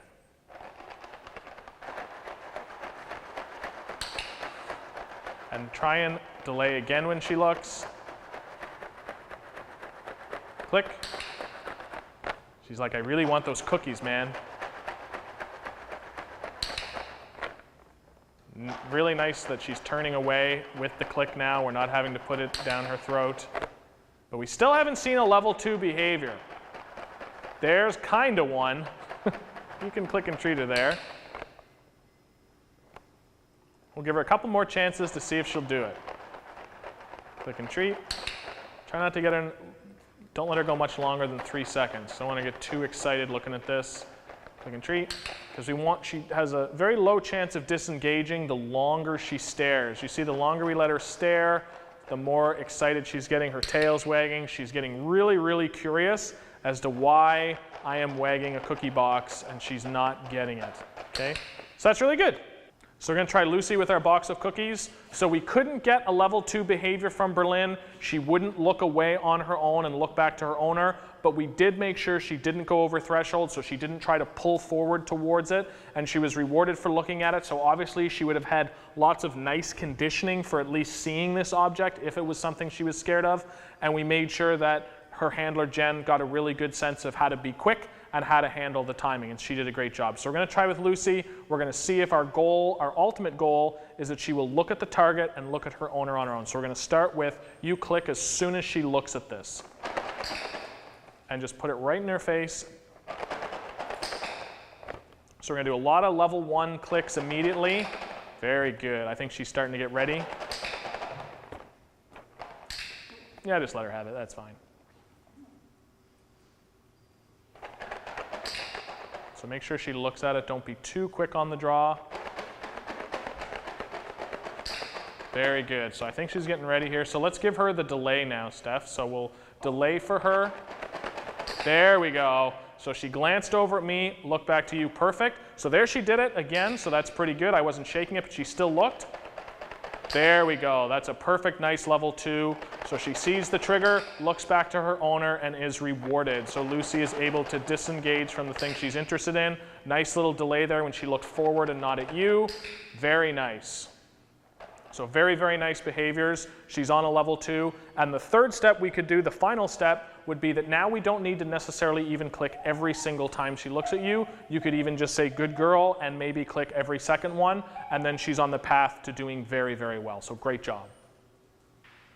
So our students have had a chance now to practice with an inanimate object, just me holding a box of cookies, getting their timing ready. So now we're going to prep them again with a stuffed dog. Again, we are building our handlers' confidence so that they feel confident when they're handling their reactive dog. We don't want to start throwing dogs in front of them. We want to bring up to that until they have good timing. So now we're going to work with a stuffed dog, get their timing down so they don't feel the pressure of a real dog, and get them confident and ready to go. Next step with real dogs. So you guys ready?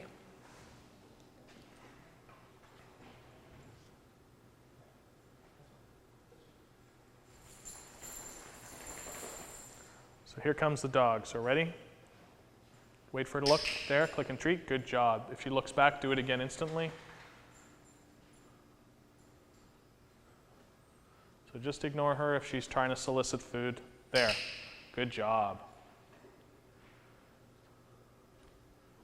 We really want her to get the connection between I look at dogs, that's how I get my reward. There, good job. Very fast timing. There, click.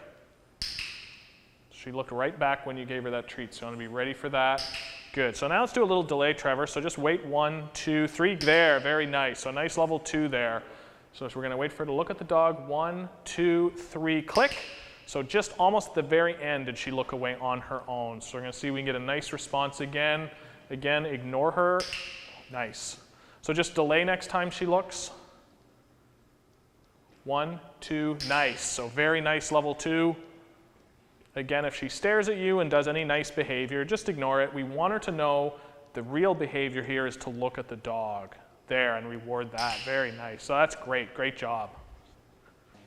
So one of the reasons why it's so important that I kept telling Trevor to ignore her when she was looking away from the dog is because oftentimes a fearful dog will not want to look at the other dog. They will ignore it, they will stare only at their handler, and then if the dog gets to a distance where they are not comfortable, that's when you get the reactive display. So we want the fearful dogs to know it's okay to look at this, and we in fact want to start the counter conditioning process so that fear actually goes away, because that's what will really make a dent in the reactivity. We don't want the fearful dogs to simply avoid the other dogs. We want them to know it's okay to look, good things are going to happen, and then you can look back to your handler and we move on with life. So we're going to try with Portia now, get Jordan a little practice getting her timing down with the stuffed dog. So we're just going to bring out the stuffed dog and see how Portia reacts to this. Again, most dogs are going to always look at something new anyway, and that's all we're trying to get at, is just get the handler some practice with their dog looking at a target. So here we go. Good job. So wait for her to look back. Air sniffing, wants to know what's going on. Smells the real dogs over there. There we go. Quick look. Quick and treat. Good. So you can make a little noise if the dog's not looking. You can even make a little woof, woof, woof, woof, woof, woof, woof, woof. Nice. Woof, woof, woof, woof, woof, woof, woof. Good job. See if we can get her to do a level 2. There, very nice. Woof, woof, woof, woof, woof, woof, woof, woof. So you can delay her because she's doing good. Woof, woof, woof, woof, woof, woof, woof, woof. 1, 2, there, very nice. So Portia's doing good. She kind of knows the jig is up, that the dog is fake, but we're getting her some practice, and we saw some nice level 2s. So we're going to go ahead and do a real dog now that the handlers have practiced with a cookie target, of me just shaking a box, of stuffed dogs. Now we're going to use a neutral dog. So I want to have a dog who I know will not react back. Again, we want to build up our handlers' confidence gradually. We don't want to just throw them out with other reactive dogs. So we're going to go ahead and try V now with my dog and see if Trevor can be quick enough and fast enough to stop his dog from being reactive. If she does go over threshold, Trevor, you can try to very quickly move her back behind her barrier and settle her down. You want to be ready to click the very moment she notices Freya come out, and you're probably going to have to do that over and over again very quickly. Don't expect level 2 behaviors, even though she did wonderful a second ago, because now the stakes are much higher, okay? Come on. So here we come.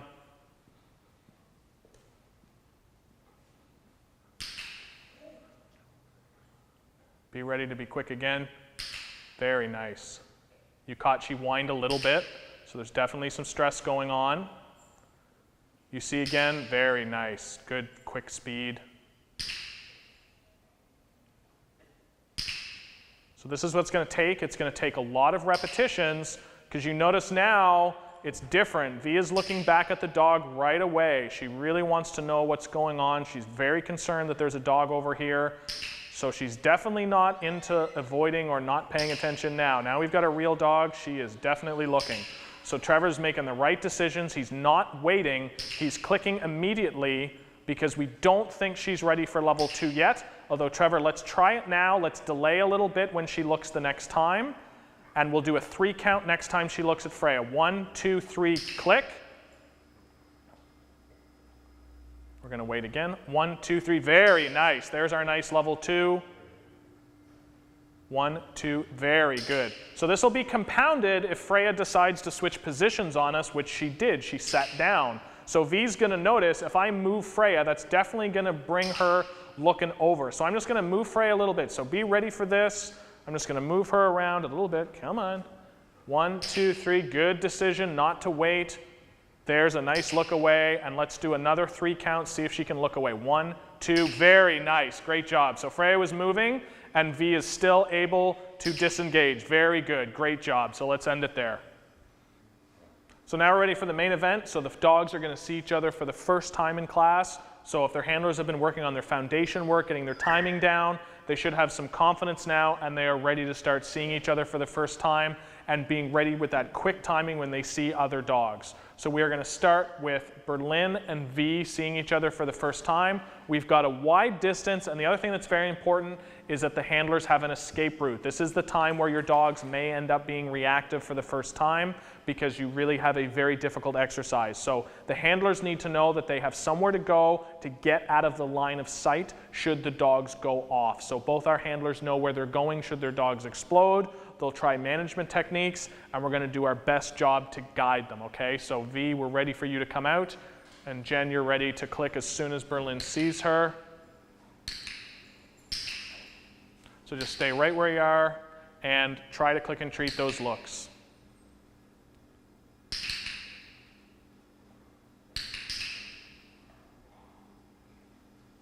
That's a nice level 2 Berlin just did. You kind of quickly missed it. She looked up.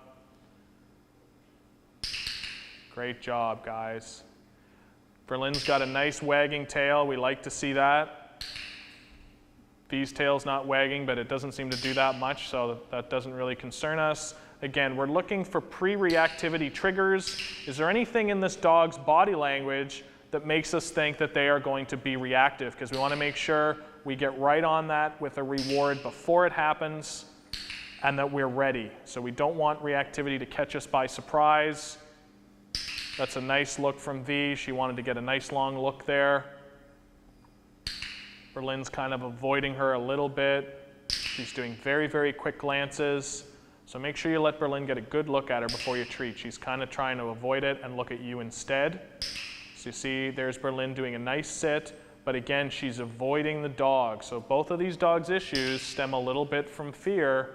They don't like to see other dogs on leash. It makes them uncomfortable. So we want them to look at each other and know that good things are going to happen. They don't have anything to be afraid of. V's getting her nose up, so she's getting alert, so you're going to be quick with her. And Berlin's getting a little whiny. There's a nice long look. And a good decision from Jen to click and treat before anything bad happened. Now she's gone back to avoiding a little bit. V's definitely settled down. Berlin is now avoiding a little bit. So again, this is a hallmark of a fearful dog. They want to look at their handle, they want to perform for the handler, they don't want to look at the dog, but we can guarantee if we brought these dogs together right now in a very close environment, they would be reactive, and that's not our goal. So that's great, guys. I think that's enough. Again, we want to end it on a good note. So I'm going to get you to move V back, and you can move Berlin just back to her station. Great job. Every trial without a reactive event is a success, so great job. Okay, so our next pairing is going to be Portia and Lucy. So we are going to try them out. Their handlers are ready to go. So again, you want to be really fast at that first initial look. Do not expect level 2 behaviors when your dog first comes out. You want to click those initial looks right away, and especially be aware of any noises that the other dog might make, because that's definitely going to draw some attention. So let's bring Lucy out, and we're ready to go here. So click and treat Portia. Click and treat Portia. She's very focused. Click and treat. I think I heard a little grumble over there, so you want to be fast with those clicks and treats. You want Portia to know that seeing dogs is a good thing. We definitely don't want to hear any grumbles. Click and treat. Good job. So Lucy's little noises is definitely making Portia a little agitated. So we don't want that. We want her to be nice and relaxed. She doesn't need to worry about what Lucy's doing, all her little tricks that Lucy's performing. She doesn't need to worry. She just needs to look at her handler and get rewards. Good decision there, Jordan, to click and treat. She's not looking away, so click and treat her. So you see that Portia's having a hard time disengaging from this. I would say a big reason is because Lucy is so noisy, so that's very hard for Portia. She's a little more quiet, but this is real life. This is what happens, so you got to be prepared. So we're learning that when we have noisy dogs, we got to be really fast with Portia. She's doing a lot better now. Lucy's kind of disinterested in Portia. That's not a bad thing, because we know that a lot of Lucy's reactivity is usually more frustration-based than it is fear. So she gets really frustrated when she can't get to dogs. So she doesn't really care right now. But if she gets closer, she definitely want to check it out. So Portia's looking and looking away. Very nice. There's our nice level 2 behaviors. It took a lot of level 1s to get there. Try to make sure you don't have that treat in your hand, Jordan. We don't want to have food in our hands. Yeah, let her see there's nothing. She's got to do the behavior before any treats happen. Good. So we never want to telegraph those treats. Again, that's one of the biggest mistakes people make, is they got the treats in their hand and the dog already knows that it's treat time, and you don't want that. You want the dog to be predicting that. You want the dog to be surprised when they get treats because they see other dogs. We don't want them already expecting it. That's going to be backwards conditioning, and we don't want that. So that looks really great, guys. Again, let's call that a day because we didn't have any reactive events, and that's always successful. Okay, so we're going to try V and Lucy now. So interestingly enough, this class is all female dogs, but they're doing great. Okay, so we're going to bring Lucy out. Whoa, so run behind your, actually see if you can recover, click and treat, fast, fast, fast, fast, fast. Stand your ground, click and treat, Trevor. Just stand your ground. Nice loose leash, relax your leash a little bit. Click and treat, great recovery, good job. So click and treat her, so don't give her any quarter now when she looks. Click her immediately. Good job. So she didn't respond to her click there, so we know she's stressed out. You could even do a couple of find its just on the spot to get her head down, chill her out a little bit. Good job. Lucy's checking her out now. There's a nice level 2 from Lucy. Click and treat. Be careful that you're advancing. So do a find it to back yourself up, okay? So just show her a treat, say find it, and back up. And then move with her, back yourself up. Great job. And now stand your ground there and start to do the exercise from that position. Great job. That was almost a nice level 2. So you see gaining that little bit of distance has helped you out. So that's what reactive dogs do sometimes. They slowly get closer on you. You don't notice, and then all of a sudden you're so close your dog goes off, and you never really realize that you ended up a lot closer than what you thought. Great job putting it on the floor to get her head down. That's almost a nice level 2 there from V. 1, 2, 3, click. Still don't fully trust her. Still think she's a little agitated from that initial outburst, but it was a great recovery. 1, 2, yeah, good. I wouldn't trust her either, so that's a good decision. So give her a chance now. 1, 2, 3, click. Yeah, Lucy's making too much noise now, so now you're going to have to click and treat her quickly because that's changing the game. It's making it harder. Click and treat, great job. Give them a couple more reps. See if we can get any level 2s out of V. 1. Oh, she says, I'm going to check out these treats on the floor that I missed. That's a good sign.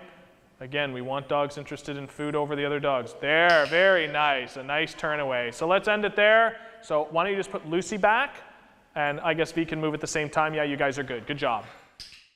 So our last 2 dog pairing that we're gonna do is Berlin and Portia. So we're gonna see how these 2 do. Again, I think this is gonna be challenging. These owners are gonna be really, really fast on the draw. Don't expect level 2s, be ready for fast level 1s. And if your dog does go off, be ready to run behind those barriers unless you can do a great recovery like Trevor. So I might try throwing those treats on the ground first to see if you can recover before we have to totally run away, okay? So let's bring out Porsche.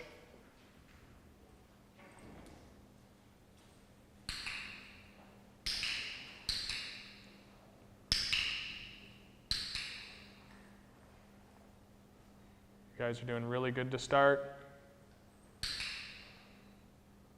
Maybe we've had a good day. These dogs are a little tired, so we're getting some good reps here. Both these dogs are doing really well. Good decision there, Jordan. There was a bit of fixation. Again, we're starting to see that both of these dogs, their behavior is mostly fear related. So they are doing a lot of avoiding. They're not really that interested in looking at one another.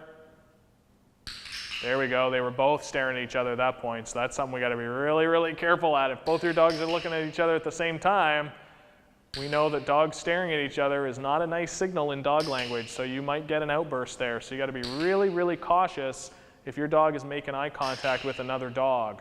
But you guys are doing a great job, and it's especially hard for those dogs if they stare over at a dog and that dog's looking right back at them. It's going to be a lot harder for them to disengage. So the more they get used to that, the better that's going to be. If your dog can disengage from a dog that's staring at them, man, you are making some really, really good progress there.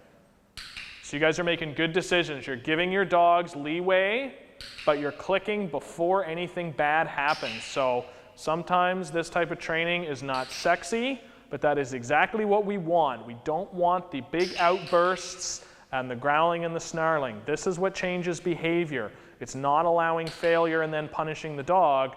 It's changing behavior so the bad behavior never happens. So everybody's having a hard time getting level 2s because this is hard. So this tells us as trainers, we got to get the behavior at this distance before we go any closer. If we were to go closer now, we would be very dumb because we would probably get an outburst because we haven't seen reliable level 2 behaviors. You're not ready for more distance until you see reliable level 2 behaviors. So we're going to call it here, guys. So both of you head back at the same time. That was a great job. Click her, Jordan, because she's staring. Good job, and then move. Great job. So we're here with our dogs today to work on our moving around with each other. So the dogs have seen each other, but they've never actually been in motion with one another. So now we have a few exercises that we're going to do to actually get the dogs walking around with one another. The first one we're going to start with is what I call the 90-degree walking exercise. So this is our outside perimeter that we're going to be working on. And the way the 90-degree walking exercise starts is one dog is going to start down here by our fence. The other dog is going to start down here behind our building. And I will direct them to start walking forward to meet ultimately on a 90-degree angle. Now, most dogs are not going to get to this point where they actually meet one another, but there's going to be a lot of dangerous points in between the walks, like here and here, where the dogs will be very close. So as the handlers are working through their engage-disengage work, as the dogs see one another, if we feel the dogs are getting dangerously close to reactive, it'll be the trainer's job and my job to call the dogs off and ask them to very calmly turn around and walk away. And then the goal will be to get incrementally closer each time. So we will see how our dogs do. Okay, so we're going to start our 90-degree walking. Remember those leash rules. Make sure you're not giving your dog their full length of leash.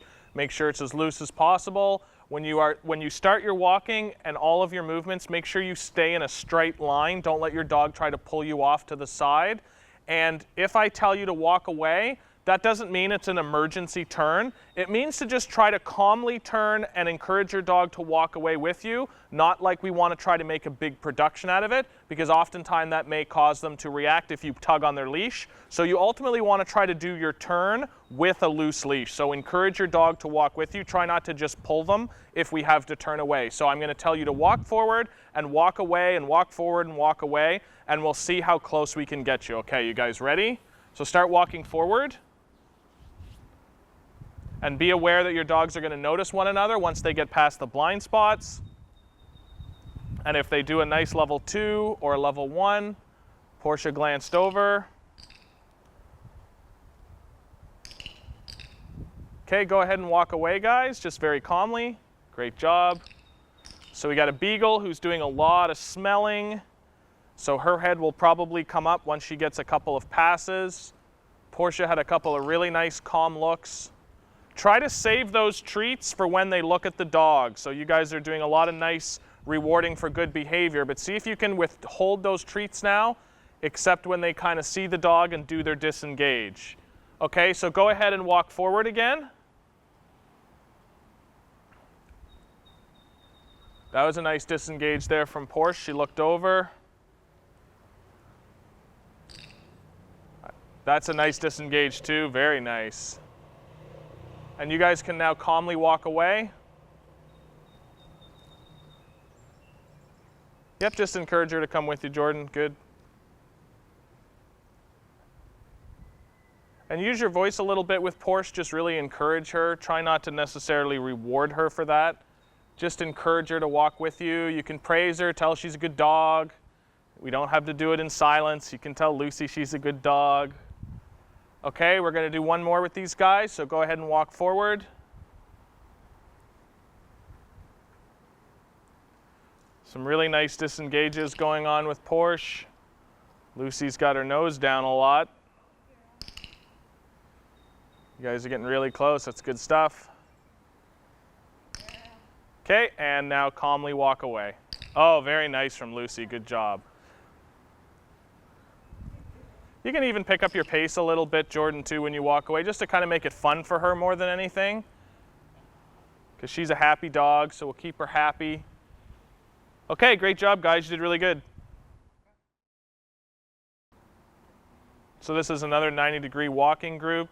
These dogs are pretty stressed out, I think, right now, so it's going to be really touch and go. We're going to be really careful with them. Make sure we try to have a lot of successful trials and try to call them off before we get any reactivity. Okay, you guys ready? So you're going to stay on a straight line. Try to stay straight. Don't let your dogs pull you to the side. And I'll tell you to walk forward, and you're going to work your dogs. Make sure you reward, especially when they first catch sight of the other dog. So once you come out of the blind spot, and then see if you can keep moving, and I'll call you back as I feel that the dog's needed, okay? So you can go ahead and start walking forward now. So go ahead. Click and treat. And walk away, guys, just quickly. These guys are both amped up. So just move her quickly, Trevor. Just try to turn her and go. Yeah, good job. So we're going to take this really slow. So just move forward again. Click and treat as soon as your dog starts looking, and just walk away again. Just walk away. Move, move, move, move, move. Go, go, go, go, go. So when you guys are doing your turn and go, you've got to go. You cannot stand still and ask for the dog to move. You've got to move them. So you've got to just pull them away when they're going, okay? So just take her all the way back. Should be okay. But just move, move, move, move. So lead with your body. Big mistake is to stop and ask the dog to move. They aren't going to. So you need to just lead them with your body and move away. So try and move forward again. Let them shake it out. And just click as soon as they look over in that direction. Okay, and just walk away again. Very nice and slow this time. So slow down your pace a little bit, Jen. Don't want it to be too exciting. Okay, and just walk forward again. Click and treat as soon as those faces go over there, because these guys are ready to go. So just slow down, walk away. Very nice and slow.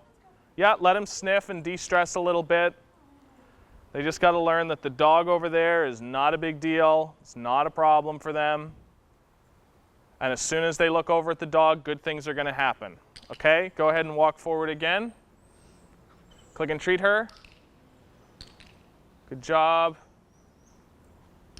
Okay, and go ahead and walk away. Yeah, lead with your body. Good. And you can, that's where I would reward her, Trevor. As soon as she comes with you, once she kind of gives in to your lead, that's where I would reward her. Yeah, you can let her clean up some of that chicken. So the fact that our dogs are eating is a positive. Again, if your dog stops eating the high-value rewards that you know they love, that's a huge red flag, and that means we might not be able to do much with them. But these dogs are still eating, so we're going to try one more time. So go ahead and walk forward.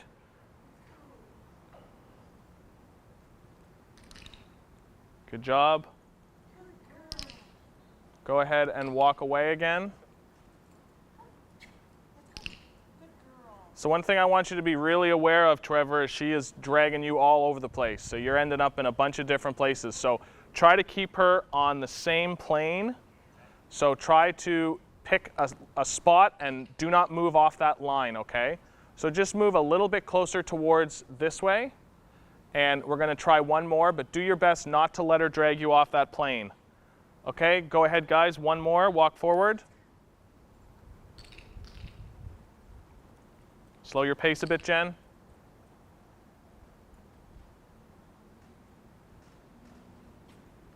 Okay, go ahead and walk away with Berlin, but V, you can keep moving a bit. Yeah, there you go. And go ahead and walk away with V after you give her that treat. Great job. That was much, much better. You had a lot more control of her. You kept her on the path that you wanted her, so that was very good. Okay, great job, guys.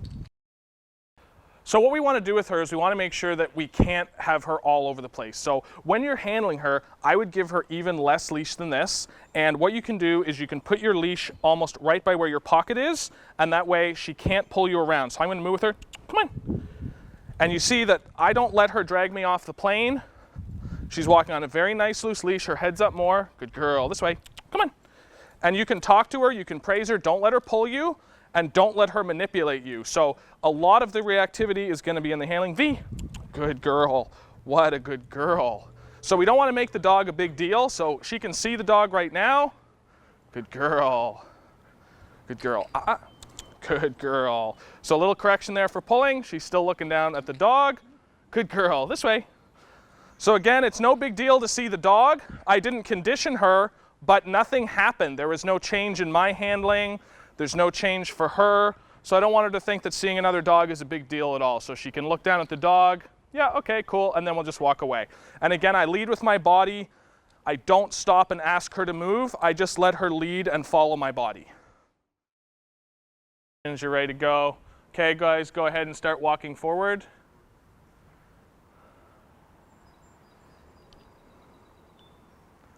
We've got two dogs who like to keep their nose down, so we shall see what happens when they come up.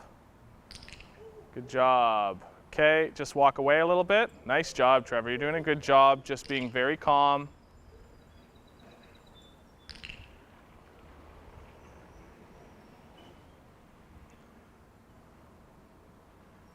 Okay, and just try to move forward again. Great job, Trevor. And just go ahead and walk away very calmly. Yeah, walk. That was fantastic. Great handling there. When I look at your body posture, if I'm your dog, to me, you're saying this is not a big deal. Here's some treats. This is not a problem. Okay, go ahead and walk forward again, guys. Good clicking and treating.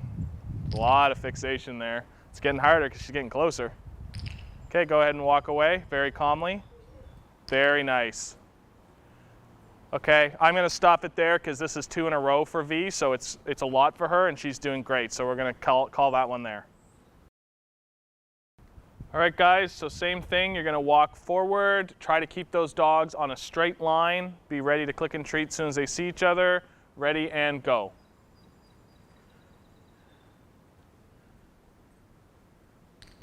So watch her, Jordan. She's staring a lot.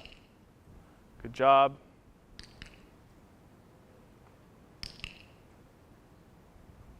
Okay, go ahead and walk away calmly. Great job, Jen. That was a really good turn. She glanced right over there and just didn't even care. Yeah, really encourage her as much as you can with your voice when she tries to stop you like that. You guys are doing really good. Okay, go ahead and turn around and walk back.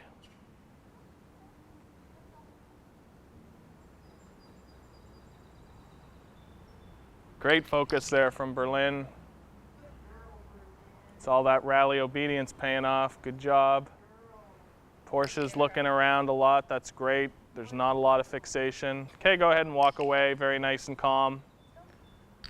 Great use of your hand signals too, Jen. You're really leading her. It's a good job. Yeah, just really encourage her, Jordan. Don't let her put those brakes on. Good job. Yeah, don't let her do it. Okay, that's pretty good, guys. That's good.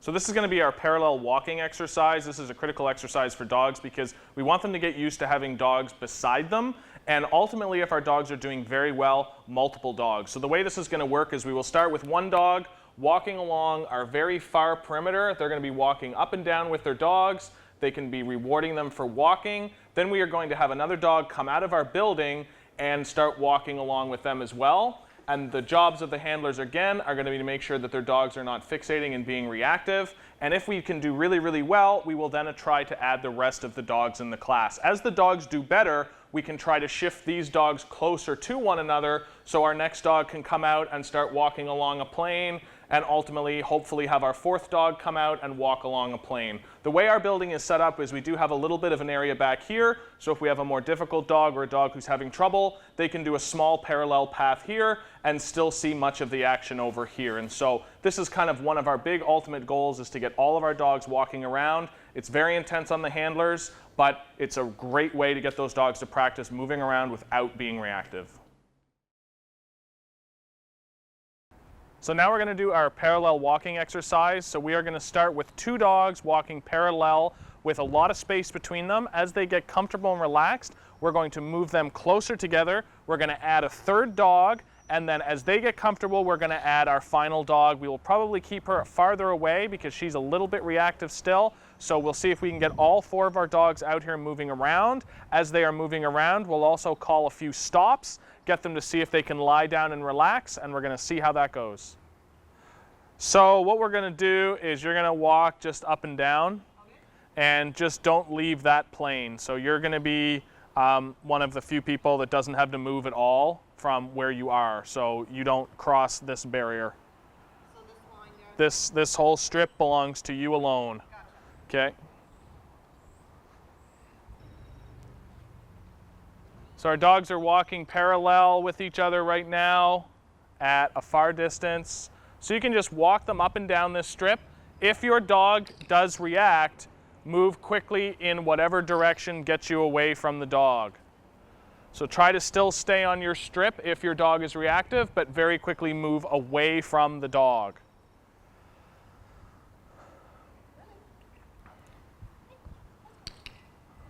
So at this point, if you guys want to mix in some fun operant stuff, you can. So if you want to mix in a sit, if you want to ask for a hand target, if your dog knows how to shake a paw, so if you want to take a couple of stops and just do something, or even if you want to take a stop and just ask for a down, just so it's not monotonous walking the whole time. Again, just be aware of where your dog is looking. Don't let them fixate on the other dog. Remember your 3-second rule. And what I'm going to get you to try, Steph, is to now come onto this strip.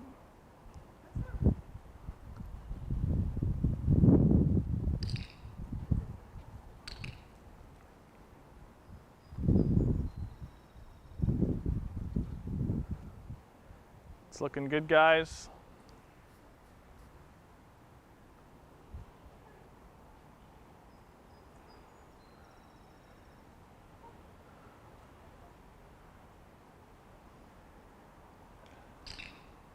And let's have you, as you walk up here, let's have you also now cut over onto this strip. So we are inching Lucy closer to Berlin so that we have space for our 3rd dog. Good job. Good job, Jen. Be careful now. I'd get her moving. Yeah, get her moving if the other dog gets too close. Try to make sure you're on the move if the other dog is coming to be right beside you. Okay, we are going to try to put Stephanie and Lucy one more strip over. So you can do that as Berlin walks away. Okay, and that is as far as I want you guys to go. I would switch directions, one of you, quickly. So you guys were walking on, yeah, just pull her away. So move her backwards, Jen. Go towards the fence, forward. Yeah, just move her, move her, move her. Just move, move, move, move, move, move. Go, go, go, go, go. And then just stop when you get up there.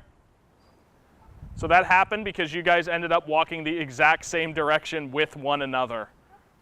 So right before we could get that stopped, we had a little blow up. So we're just going to move Lucy over again. So just move over a little bit. There you go, shake it out. And then see if you can go back. So be really aware of where the dog is in relation to you. If you need to suddenly change directions, then do so. So like Jen, I would get moving now because Lucy was walking towards you. So try to keep an eye as to where she is. So both of you make sure you're always passing each other. Again, that 100% happened because you just ended up walking right beside each other.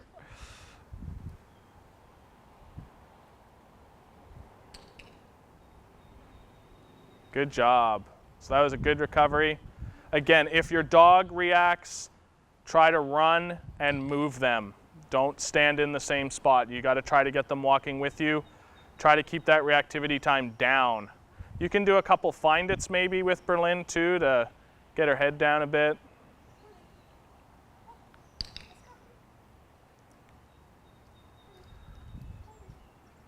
Do you want to try to scooch over again, Steph, onto that plane? Keep moving, Jen. So keep moving. There you go. Scooch over.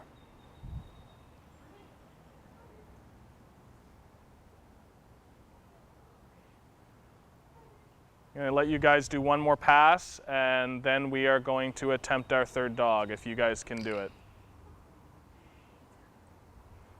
Good work. Okay, do you want to get her? Okay, so we're going to add our third dog.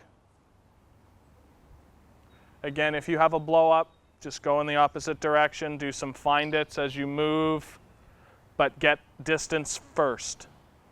Be very aware when you are passing the dog. So right now you guys are at danger point because you are passing one another. So you're going right here, hug the building, move up and down right here, and do not get away from the building, but you can come all the way up to about here before you turn around, okay? So we've got our third dog out, so be aware of that. So go ahead and start walking, guys. Great job. If she wants to kind of hang out, you can just stand there with her too a bit, let her look and just feed. And then encourage her to move. But you don't need to drag her too much right now. This is very relaxed. If the dogs want to hang out a bit, they can. But just don't let her fixate on a dog. But if you want to just let her stare, look away, reward, stare, look away, reward, and she just wants to go at a slow pace, you can. Just be really aware, guys, of where your dog is.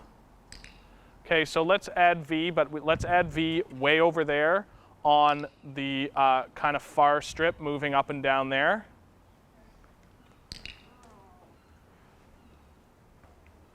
So V is going to come out, but she's going far away. So you'll just have to be aware of her when you get up to the top up here. So again, on your own time, you can do sits, downs.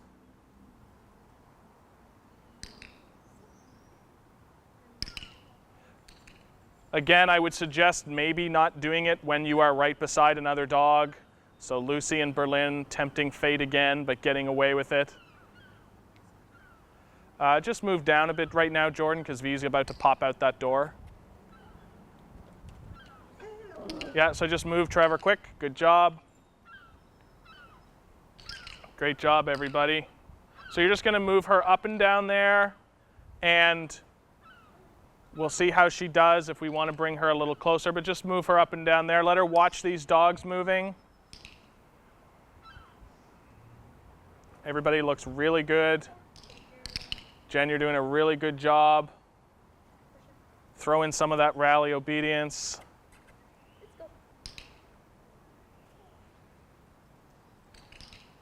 So everybody just stop where you are. See if you can get your dogs into a down, all of you. See if you can get them to lie down.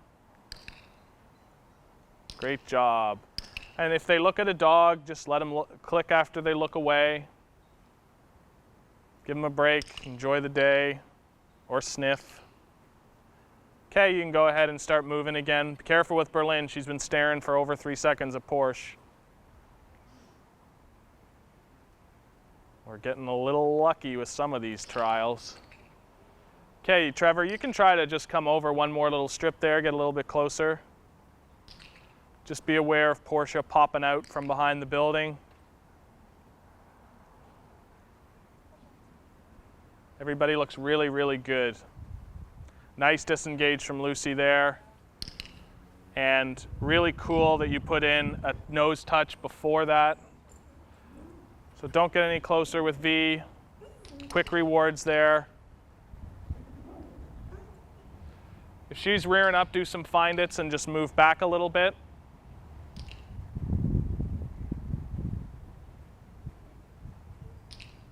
Okay guys, I think that all looks really good. Good?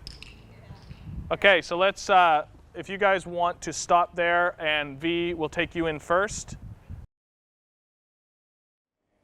So this exercise is going to be the hardest one of the three, which is head-on walking. So this mimics exactly what most reactive dog owners want, which is their dog to be able to walk towards another dog that may be coming towards them and not be reactive. So the way this exercise is going to work is both dogs are going to set up far apart from one another, and the trainer is then going to direct them to walk towards one another.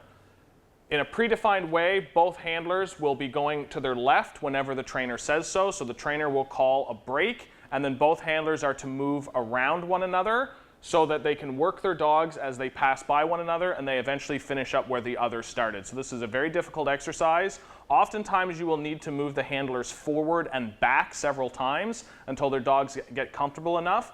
And depending on how the dogs do, you may want to have a very, very wide berth when the dogs first start going around one another, and your goal is to incrementally decrease so that the dogs don't have to make huge wide berths around one another, although that's where the exercise may start. And this is our ultimate goal in the reactivity class, and if handlers can do this, they're well on the way to being able to see dogs out in the environment and not have reactivity. So you guys are going to start right where you are. You're going to walk directly towards one another. And when you hear me say break, you're going to curve off and walk around one another and finish off where the other is. So Stephanie, I want you to go this way. So you're going to walk forward, and then when I say break, you're going to basically move this way and around. And Jordan, you're going to be coming towards me. So when I say break, you're going to be coming this way. So Stephanie, you're going to be going that way. Okay? Does that make sense? Yep, towards that way, and then just walk and finish up where Jordan is, and Jordan, you're going to come around here and finish up over there. But don't break off until I tell you, and we're probably going to go in and out a few times before we actually do the break, okay? So I will tell you to walk away as well. Okay, so go ahead and walk forward, right at each other.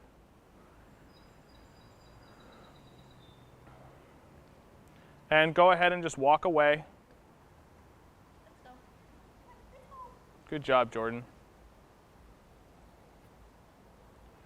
And go ahead and walk towards each other again.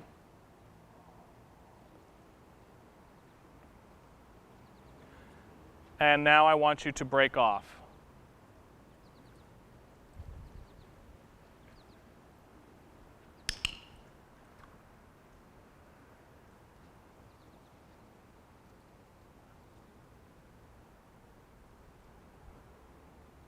Okay, that looked really good.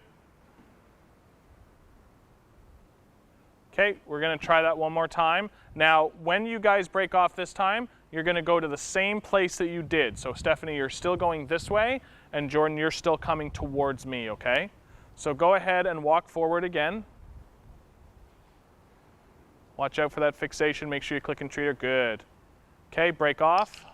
So you're going to walk towards me.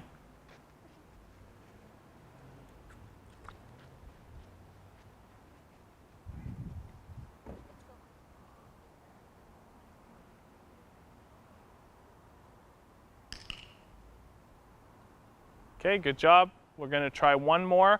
Now make sure that before I tell you to break, that you're walking right at one another. So stay on a straight line collision course, okay?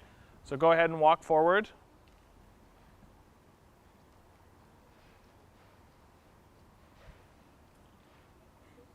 And break off.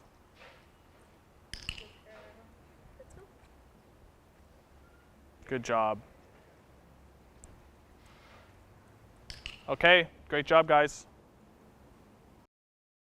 So you guys are going to walk at a straight line towards each other. So even though you're not quite linear, you are still to walk directly at each other, okay?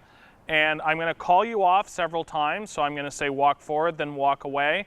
And then we're going to try to get you to actually pass by one another. So you're going to finish up where the other is. So the way this is going to go is Jordan and Portia, you're going to again come towards me. So you're going to curve towards me, and Jen and Berlin, you're gonna go that way, okay? So when I say break, Jordan's gonna start moving towards me, you're gonna start moving towards that way, and you'll end up probably, Jen, hugging the building as you go around, okay? So we're gonna try to see if we can actually get the dogs to go past each other. We'll start with a wide berth, but before we do that, we're gonna just move you in and out several times, okay? So go ahead and walk forward.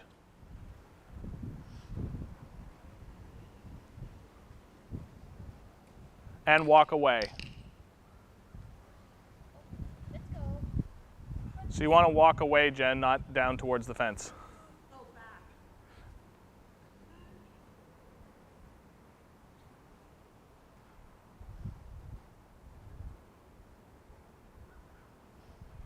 And when you break away, you're going around. So you're not going down there, just around this way, okay? Okay, go ahead and walk forward. Be aware of where she's watching, Jordan. She has been staring at that dog now. You got to break that gaze. Okay, walk away. And so, Jen, you have to be walking towards Portia. So you have to be looking right at Jordan as you're moving forward. Okay, so walk forward. Again, you got to walk right at each other. I know it's scary. Okay, walk away. There, now you guys got it lined up good. That looks nice. Okay, we're going to try to do the curve around this time, but we're going to do it pretty big, okay? So go ahead and walk forward.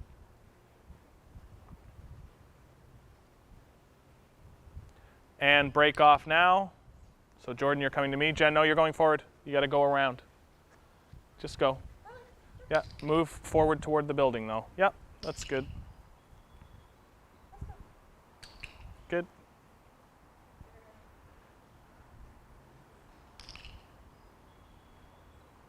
Okay, we're going to try that again. So again, you're going to curve to the same place, okay? So start up there. So in that corner, Jen.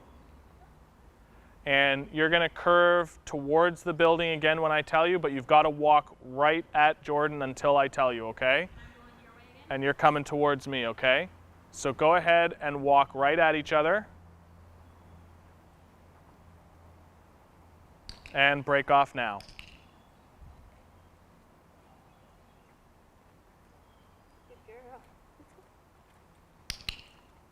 Okay, we're going to do one more.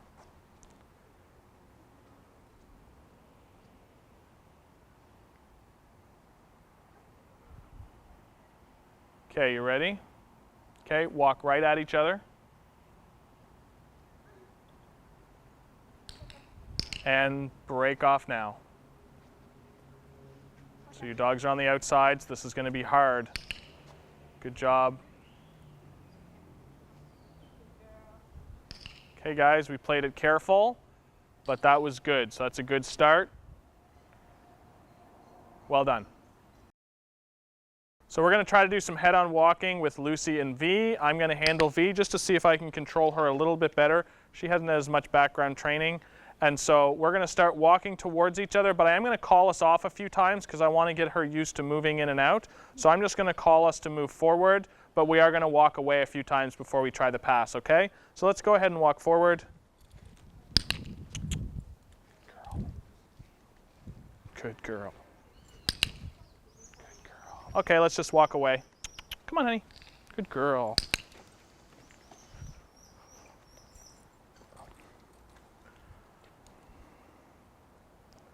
Okay, let's walk forward. Good girl. Shake it out. Good job. Excellent. Good job. So a big stressed shake. Okay, let's walk away. This way. Good girl. Yeah, good job. Okay, so now we're going to try our pass, okay? So you're going that way, I'm going this way, okay? Let's go forward.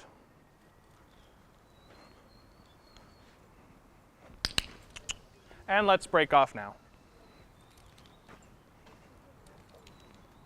Come on, B. Good job. Good girl. What a good girl. Good girl. Good job.